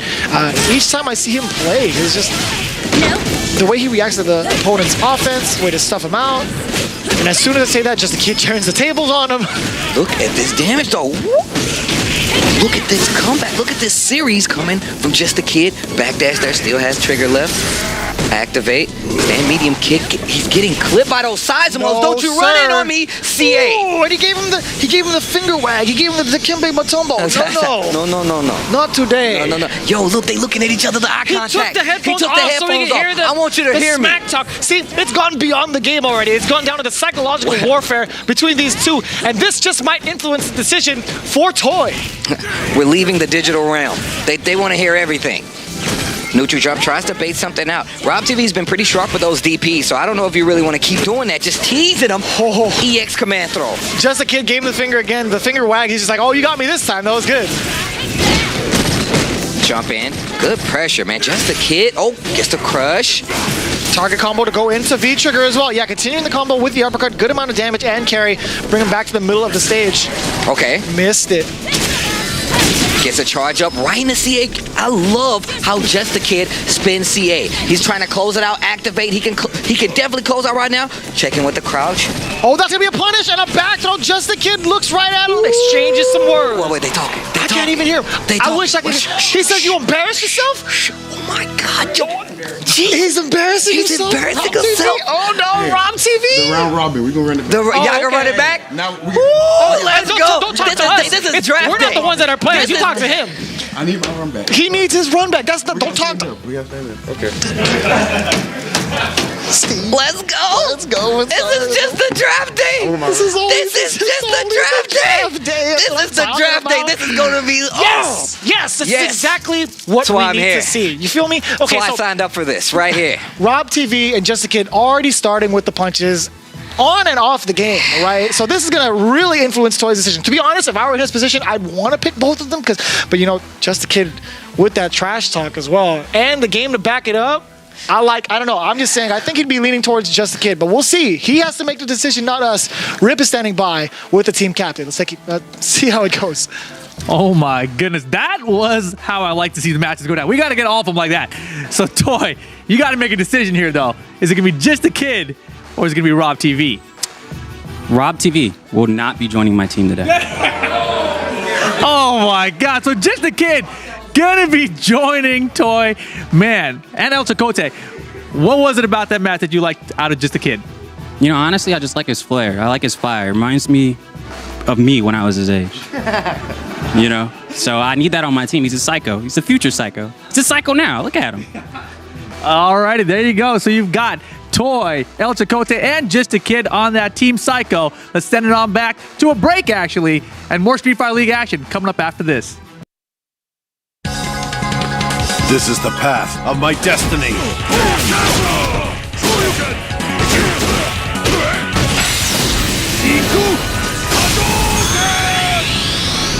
Pleased to meet you.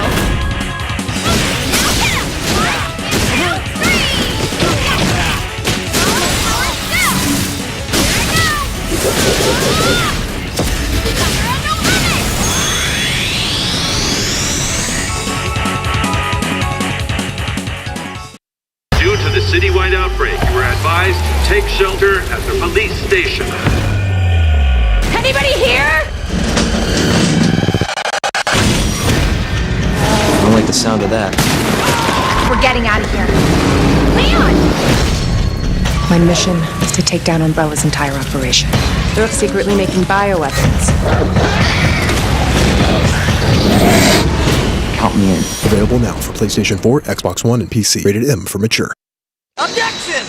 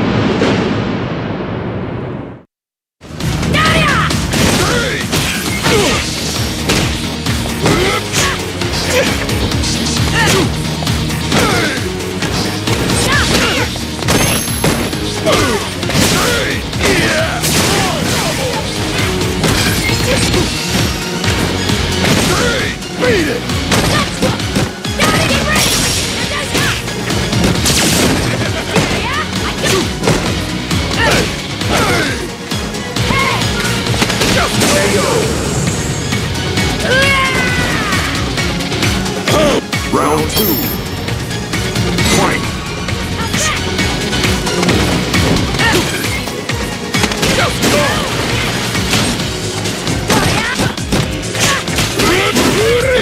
Beat it!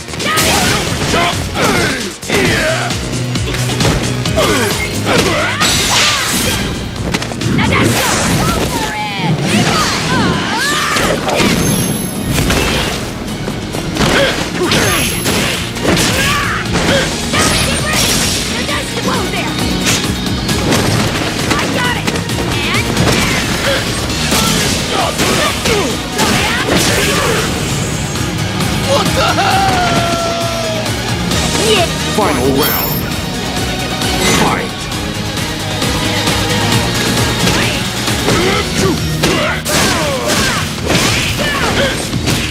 I got it! And... all the stuff! Yeah! Do it now! I got it! And go! Stop it! Beat it! What the hell? Welcome back, everybody, to Street Fighter League Pro US Season 1. For those of you just tuning in, my name is Vicious alongside Tasty Steve. And there you see the two teams already completed. You know, the last game kind of got me in a fumble because these guys are really energetic. You know, talking a lot of trash. But Team Psycho already established, as well as Team Frost. And up next, we do have Team Storm's captain, Idom, getting ready to make his decision. Now, keep in mind, each team has to have an online warrior and a crowd favorite. And you saw there on the graphic, you had Idom with the choice of Samurai in the first round of picks, the first 6 decisions, right? And now he has to pick from the rest of the pool, which remains for the crowd favorite. It's Classico and Broly Legs. So that being said, we're going to figure out who he wants to pick and who he wants to throw those people up against each other, right? To kind of influence his decision. I mean, we've seen a few different mindsets about this, right? We've seen these guys pick. It's like, I already know who I wanted. I just wanted to see what was going to happen. See, like I said, I constantly think about how Nephew said it. He's like, look, I just want those wins. Then I think about Punk saying like, hey, well, look, I just want results through harsh understanding because I'm the alpha here. You have to listen to me. All these things are kind of coming to a head with these different captains, and now the teams are kind of rounding out. So now we're going to get one more player for Idom's team, and I'm wondering who that is. That still counts. All right, well, standing by with the team captain is Rip. Let's see who Idom picks.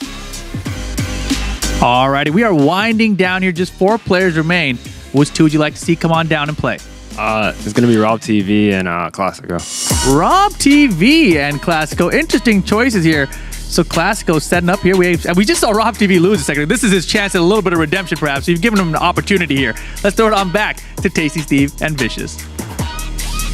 You know, I didn't like the way Rob TV went out the last game, but we have to say it, though. We have to say it. Hey, look, listen. He's actually a Gale main, and also mains, he actually mained Karen. Yeah, he started with Karen, then he picked up in Season 1, that's right. And then he's also shown out his Nikali. So, by default, he has a plethora of characters under his belt. Makes him a very, very strong choice. However, Idom is definitely limited to only picking between these two, and it technically has to be Classico. So that being established, what do you think is his mindset picking Classico going up against Rob TV? I mean, I kind of touched on it a little earlier. It's just the fact that you're not going to be able to ban every character, right? Like, you can't.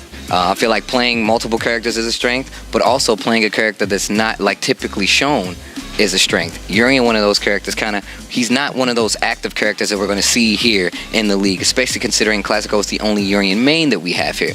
That's another thing that's going to play a part in that mindset. I feel like no matter who you get here, you're getting a very, very strong team leader. Member. Right, there was a little bit of information given from Classico. I believe Classico does have Pocket Nash, but you know, it's still too early to call. I mean, he might just stick it with Urian to not reveal his secrets, which makes him a very, very interesting pick. You never know what you're gonna get right at the end of the day. And you see it right there, Rob TV. He felt some kind of way the last game. He went straight to his main Gale. And Classico as well, showing off his main Urian. All right, here we go. First to 1 exhibition for scouting purposes here on draft day, week 1 here at Street Fighter League. Here we go. Get those fireballs. All right, sets up the V-Scale, get that powered up. Boom. Gonna probably follow behind it this time around. And this is what I was talking about, right? You said, like, this is his main character. This is where he started, and you can tell the control of the neutral is completely different. Feels a little more confident on top of that, just chucking those booms. Yeah, it really helps when Gale kind of takes advantage of Urien in the neutral.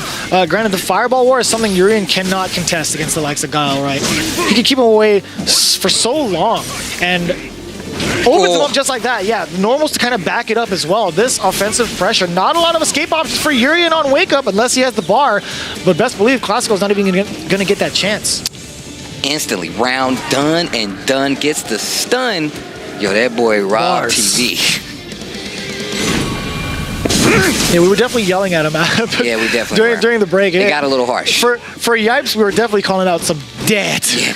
Oh yeah. He was dead. Using that Sobot.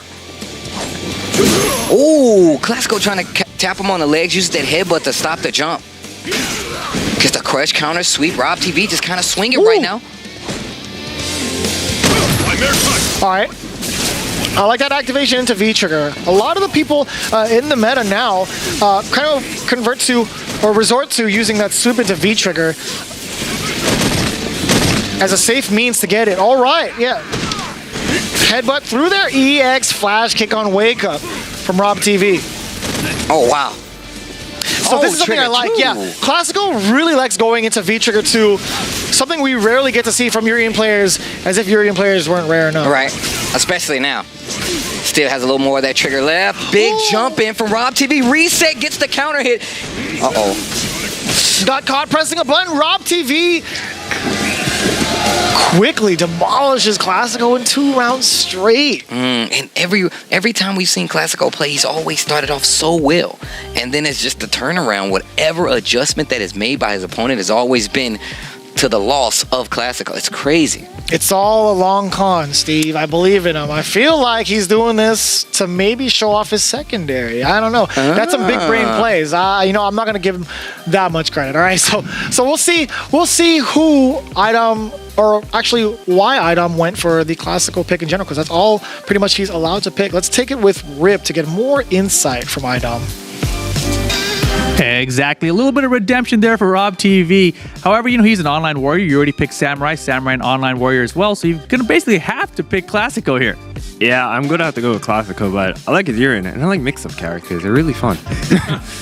Well, there you have it. It's going to be Classico joining Team Storm here with Idom and Samurai. Sounds like a pretty strong team overall. I kind of like what your choices were there. Let's send it on back to Tasty Steve and Vicious. So team rounded out. He has his 3, and I definitely agree with Rip. Like, I think his team is really, really strong. It's still very you got Idom, you got Samurai, and then you got Classico. I talked about characters that potentially would not get banned. I feel like that's what Classico is. He's a very strong player that they're not going to say, we're going to take out Urien. They're going to say, we need to get rid of Akuma or Laura. Yeah. That's it. That means Classico might be the strong. He might be the rawest when it comes to power going into this team format tournament. And once again, those are all things that makes a major difference going forward. To be quite honest with you, if they had to go for the Akuma ban on XSK Samurai, he does have a pocket carrot. We saw him play it earlier today with that ridiculously offensive carrot. So you never know. I mean, like, Idom still has something cooking. That's what he said in his video package. He's like, you know what? I got something for you guys. I know you guys only know me as a one-trick pony Laura, but you know what? I got a lot in store for y'all. So we'll see how it plays out. But in the meantime, we're going to round out the rest of these teams. We're going to go into team number 3, I believe.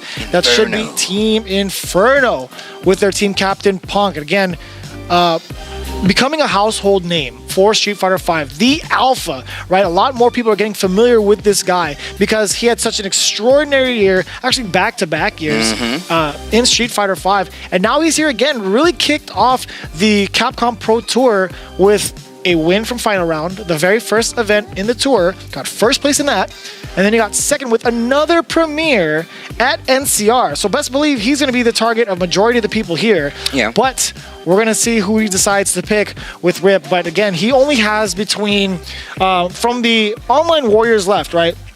We have Rob TV and Psycho. And then from the crowd favorites, I believe Broly Legs is the only one left. But considering who he picked prior, he picked JB, who was part of the online warrior squad. He's only allowed to pick Broly Legs. Oh, wow. I mean, that's not a bad pick to have to pick. I'm telling you right now, once again, it falls in line with those characters that are not going to, you're not going to lock out Chun-Li. And if you do, it's not cool, man. I'm just saying, it's just, why would you go out of your way? Why would you stop a team? First off, you're going to get yourself beat up because one, Chun-Li is going to be the least of your worries. It's all about the player controlling that Chun-Li, and that's why I say Brawly Legs is in a win-win situation right now. We're going to see what kind of information Rip can kind of get out of Punk towards his decision-making and what he wants from his teammates. Let's take a look. All right, so as we heard from the commentators over there, you don't really have much of a choice here. But, you know, we know that you're going to be setting up Broly Leg. Who do you want to see him go up against for a little bit more scouting? I want to see him play Psycho because I feel like, you know, fighting Akali, it gets your brain flowing. So I want to see how Broly handles fighting Akali, you know? Very good strategy. Of course, this could play into your team strategy building later, right? See what order you want to put your teammates up in, but let's get them up here.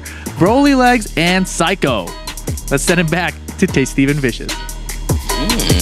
Now, I have a lot to say about Broly Legs. I've seen him play time and time again with that Chun-Li, not only in 5, but especially in Street Fighter 4. He was a very, very strong Chun-Li player who pretty much came out the woodwork when he was playing online majority of the time, showed up at major tournaments and made a huge name for himself, and is also a self-published author for his book, My Life Beyond the Floor. Look, man, Brawly Legs is definitely one of the stronger players in the country. A lot of people don't understand this because you don't get to see that many Chun-Lis, but I'm telling you right now, if you think about it, like, he's gonna be another one of those strong picks for any team because you're not gonna ban his character, and on top of that, he's a really strong player overall. We might not even have to get to a secondary from a player like Brawly Legs or like Classico for that matter. There are players here that can cover that field and still be very, very effective. I'm very interested to see what Brawly Legs shows us like here right now. What if he shows us a secondary? That'd be very interesting. We haven't really seen Broly play too much as he just got back into the competitive scene with Street Fighter 5, right? You know, I'm also curious to see what Psycho has to offer to the table. He was one of the online qualifiers for the East region coming from Florida playing Nakali, if I'm not mistaken. I've literally only seen him play a handful of times, but each time it's been extremely impressive. Well, I can tell you right now, he plays with CJ Truth. He was telling me even he's playing on CJ Stick right now. CJ Truth, another one, an established Street Fighter 4 player, a ridiculous player coming from Florida as well. And I mean, having that kind of camaraderie coming from fellow, you know, state people is really good. Yeah, and they're really strong players. Yeah. And there you go. Just like we said earlier, Broly Legs going with that Chun-Li pick. Infamous for this Chun-Li. All right, here we go. Going to Union Station, like I said before, man.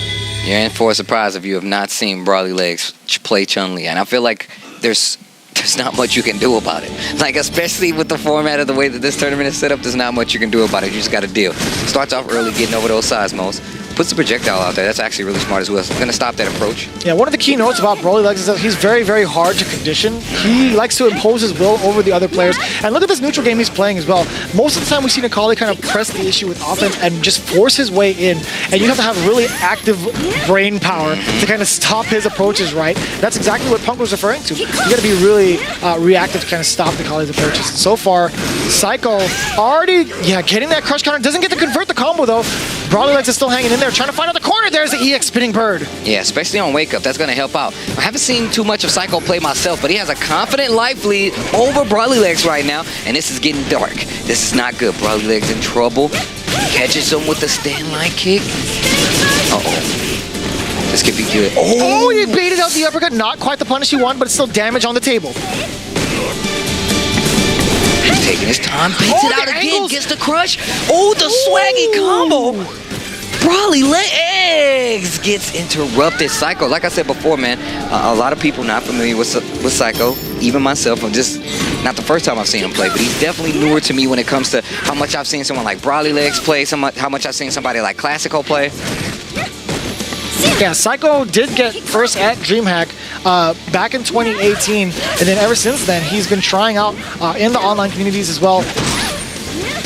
Talk about more about his Nakali gameplay. Yeah, he stuffed Brawly Legs. He put him in the corner, and he got that stand fierce earlier, the crush fierce earlier, but Brawly Legs still fights his way out of the corner. Nice check. There's the crush counter. Psycho. I like that. That fireball pressure just to set up the middle. Want to stop the dash forward. Catches him with the medium kick. Activate, and that will be that. Psycho takes it over Brawly Legs. I just wanted to hear Brawly Legs yell, "I'm fighting for my life!" We were talking about that a couple times while we were getting ourselves ready for the Street Fighter League. Now, again, you know, Brawly Legs still has a lot to offer on the table with Chun-Li pick, because a lot of players don't really get to consider Chun-Li to be that character to really take it all. But if you consider the character bans, that's not going to be the character you want to ban, right? So he gets to retain his main character. That's a high probability of that happening. Yeah, that's what we talked about before. I mean, that's a strength to have going further, especially now that these teams are getting rounded out. You have a strong player like Brawly Legs on your side. You see how you can do versus somebody like Nikali. I mean, this is the pathway to getting that W here in the first season. Yeah, these games don't tell all the information, right? But it's going to influence a lot of the decisions going forward. Yeah. And speaking of, we do have Rip waiting for the decisions behind Punk and his choice with Brawly over, or actually picking why he wanted to pick Psycho to play against rather than the other players. Let's take a look. All right.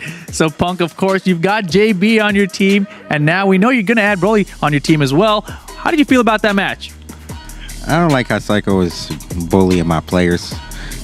But I think Broly put on a very good showing. That crush counter combo is really nice, you know, because I don't even know that combo myself, play Chun-Li, so I'm still in that, but I will not be playing Chun-Li here, sadly. So I think Broly Legs is a very good addition to the team, and I think we're very strong. We're a good team. I think we're pretty good. I think you certainly are. Punk, of course, teaming up with JB and Broly Legs here. But that's not all for today. We still got a couple more picks to go. Don't go anywhere. Street Fighter League continues after this.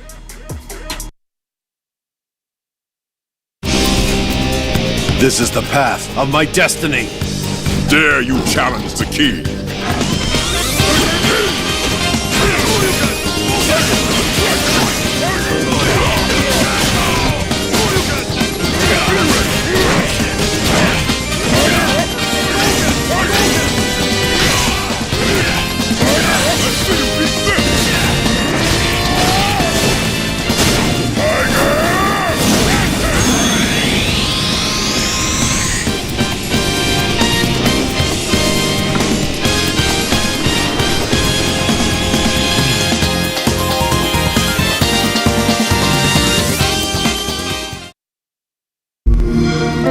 Struggle to find happiness?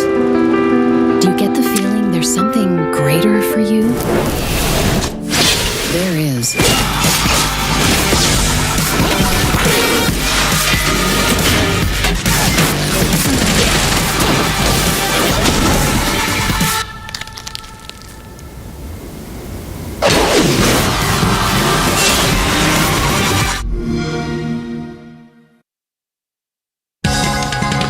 This is the path of my destiny.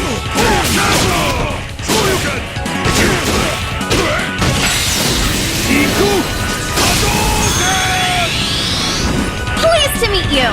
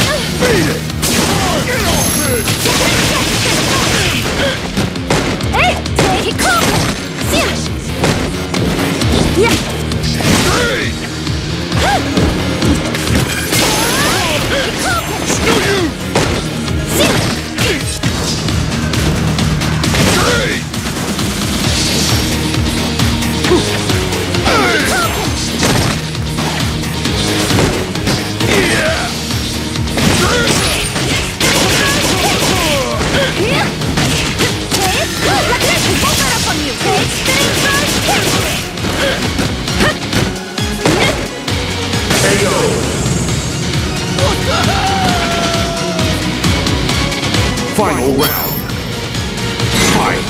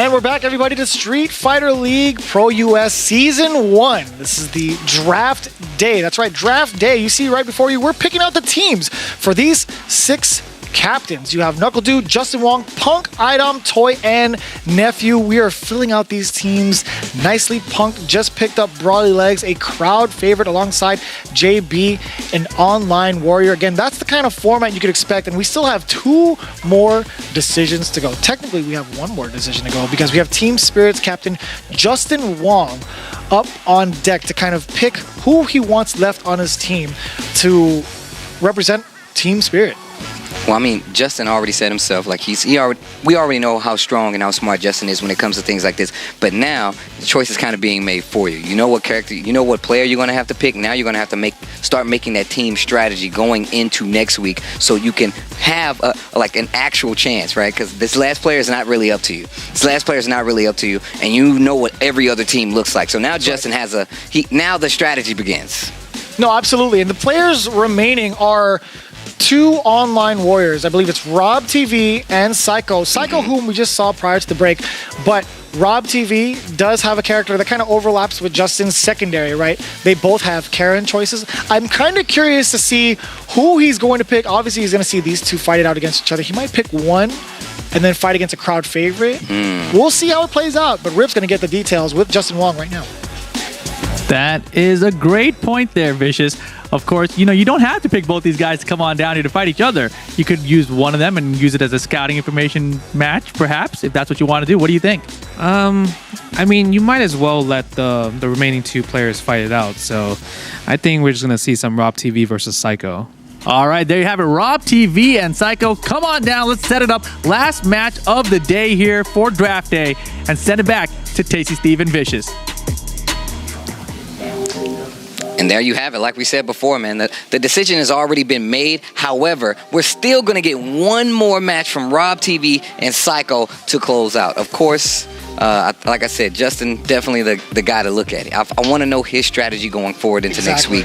I also want to know Knuckle Dude's strategy. I want to know everybody's strategy because they have their teams now. It's really hard to kind of decipher how they're going to work with each other, find that synergy amongst not only themselves as players, but also just their character choices, right? How they're going to go into each and every week going forward against whom they have to play. Because again, it's going to be a double round robin scenario for these 3-on-3 team battles. Again, they have to consider the team order for those players. When the time comes, they have to consider their bans, right? To see which character gives them the upper hand or which ones they're going to have the most trouble against. So, you know, fleshing these teams out is really, really going to be interesting, to say the least. Well, you got to remember, there's a lot to take in now. I mean, you've seen these guys all play each other, and a lot of times they've already seen you play before. There's a initial, like, strategies that you're going to apply, right? You're going to say, well, my character can be his character. I'm probably going to put this person up against him. Like, those are the things that are already there. However, after that, there's a little meta to it. You got to say, well, wait a minute. What if we block that character? What sub-character does he have? What character is he going to pull out? Like, those are the things that are really going to make a difference. But now, Rob TV versus Psycho, the last match. Not a deciding match, but the last match. Still getting to see what both of these guys bring to the table. Still getting to get a little more information on this matchup. And like I said, this is all data. Yeah, and again, for the folks at home, this is the time where you really want to kind of remind yourself who's going to be on what team, because these are going to be the teams going forward for the rest of Street Fighter League's Pro US Season 1. Here we go. Rob TV versus Psycho. Oh. Trying to get in already. You can see Psycho. I like the defense. We haven't seen no colleagues that hold back defense, like this. Right. Yeah. To kind of have them push forward. It's like, yeah, come at me. I want to see how well you can play your offense. But you know what? It might have been a ploy to kind of get Rob TV into the corner, but that wasn't going to be something he was going to fall for. What a confirm! I like that. Oh, and the delayed crouch strong. Got the counter hit from Psycho. Got the Tenko follow, but didn't get to get the most damage out of that. Yeah, you saw him try to shimmy him just a little bit. Psycho not taking the bait, though. Finally fights his way out of the corner. Uh-oh. Well, I like the footsie spam play right now. Oh, he ran into the stomp. Uh-oh, EX. This is the reset? The reset. I think he was baiting for an EX percent hop, but it comes out anyway. Blocks the sweep activation to keep it safe. Reaction to stop the overhead. One more touch for both players. dash of both of them. Oh, crazy overhead block. But no punish. Oh, no, he went for it. Psycho with a look on his face. He's like, I didn't mean to do that. Rob TV looked over and was like, yeah, I'll take it. He looked over. Don't mind if I do. Yeah, a little sigh of relief there from Rob TV. You saw it in the upper left-hand corner of your screen. That player can so much. Checks him on the legs, use a little EX. You can see him pushing slowly, carrying to that corner. The confirms there, looking really punk-esque, right? The low forward into the Tanko. And he ran into the medium kick, yeah, and he got to continue the combo, got the counter hit. Oh, what a standing roundhouse. Yeah, being able to stuff the escape option that Rob TV had. He doesn't go for the side switch, he'd rather go for the V-skill, but he did have V-trigger already locked and loaded. Ooh. And just at the end of that hitbox, it's so deceptive. That crouch strong is a lot further than most people think. And Nikali gets to use that to kind of buffer. As he walks back, he gets to go into either the stomps or even Disc's guidance to kind of follow through. Just trying to bait him out. Nice, gets the crush. Double dash up. Oh, he got the bait. Rob TV got baited, but you know, the first time he tried to do that, it went towards Psycho's favor. Or no, excuse me, Rob TV's favor. All right, now here we go. This next series could spell the end. If Psycho gets to what he wants, this could be over. Activation off of the sweep. Oh, okay, so I like this approach from Rob TV. He's not pressing the issue. You know what? I was going to give you a thorough analysis about what he was doing, but Psycho just decides to just take it from him, and that's fine. He runs into a bumper fierce. Give him the double peace sign. You're out of here. Psycho with the smooth deuces. I like that a lot. And Rob TV goes down one more time. Psycho takes it. And like I said before, the way he plays Nikali, we don't get to see it that frequently, right? He plays a pretty defensive Nikali, a lot of down backing in that set, a lot of trying to interrupt with crouching jab, right? Just to stop that dash, just in case she does command dash, and just controlling that range. A lot better than even I thought was actually going to happen. So Psycho, man, putting his mark out there, letting people know he's around, hits him with the two peace signs. Yeah, he was out of there. He was quick about it, too. He's like, yeah, you ran into my buffer normal, yeah, sucks to suck. But hey, he's actually the second Nikali in this pool. You know, Up to Snuff is also one of those other Nikalis to look out for, so there's that kind of dynamic. Is that going to influence Justin Wong's decision if he has to go against that kind of team with Team Frost, right? If he has to ban or even consider that character Nikali. So we'll see how it all plays out between these two. And again, you know, whoever Justin Wong picks, NuckleDu is going to get the last play. By default. Yeah, so we'll see what kind of decisions Justin Wong's going to make and who NuckleDu is left off with. Alrighty, I'm here with both of the guys. We got Justin Wong, who's going to make the decision. Of course, NuckleDu, who's going to get the remaining players. So, Justin, it comes to you now. Is it going to be Rob TV, who potentially has another Karen for you, maybe an easier ban for everyone else, or is it going to be Psycho with his Nikali? Who do you want to do? Just pick a character, bro. I'm gonna go with Psycho. Justin Wong going with Psycho on his team, of course, joining Brian F as well. And that means, you are going to get Rob TV on your team. So, Justin, how do you feel that your team has been put together so far? How do you like it overall? I like the fact that none of us have overlapping characters. And I would say the main reason why I chose Psycho, because Rob plays Karen and Gale. Shine's secondary is Karen. NuckleDu is one of his characters, Gale. So if we ban one of those characters, that kind of kills the whole vibe of the team a little bit. Wow, that is some good strategy. How do you feel about that? Yeah, I wanted him to pick Rob TV just for that fact alone, but it's just one team. We can still beat him, so. There you have it. Interesting strategy from both players here. NuckleDu, of course, left with the perhaps unfortunate end of the stick here, but that's what happens when you're the highest ranked CPT competitor. So let's send it on back to Tasty, Steve, and Vicious to close out the day. I don't know about the short end of the stick, because they both seem pretty strong to me. I mean, right, that's true. Psycho did take down Rob TV, and they said, don't give me that look, Rob. That's what happened, right? You never know. But, I mean, you kind of see the synergy, how Justin Wong's kind of planning for the future to get ready for the likes of NuckleDu, but he also has the other teams to worry about, right? Let's talk about the teams. We have Team Gale with Rob TV and Shine. That's going to be the online warrior and the crowd favorite you see over on your screen. You have Team Spirit with Captain Justin Wong, having Brian F and Psycho. And then you have Team Inferno with the Captain Punk having JB and Broly Legs. And of course, Team Storm, Leader Idom, Samurai in the middle, Classico on the end, Team Psycho, Leader Toy, El Chicote, as well as Just a Kid, and Team Frost rounding us out, Nephew, Dual Kevin, and as well as Up to Snuff. Our teams have been decided. All the players have been separated. We have our squads. We now have our teams established here at the Street Fighter League Pro US Season 1. These guys are going to be duking it out towards the end of the finals for that good amount of change. First, second, and third place are going to be going home, respectively, with first $30,000. Second place gets $15,000, and still third place with $6,000 to round it out towards the end of the season, where they're going to be fighting in that live finals right towards the end of it all. And again, we've established our teams. What a way to close it out. We have actually the team set up for you next week. Yeah, we already have our team matches already decided, and this is what you're going to get first next week when you join us. You're going to get Team Gale going up against Team Spirit as our first match. Justin Wong versus Knuckle-Doo. Right after that, you have Team Inferno versus Team Frost. That's going to be Punk versus Nephew. And after that, you are going to get Toys Team Psycho. He said he wanted all Psycho, and they are going to be going up against Idom's team, and that's going to be Team Storm. So make sure you guys tune in next week, because it's going to come down to some crazy Street Fighter V matches here. That being said, we thank each and every one of you for tuning into Draft Day for Street Fighter League. My name is Vicious, here with Tasty Steve. Hey. We'll see you guys next week.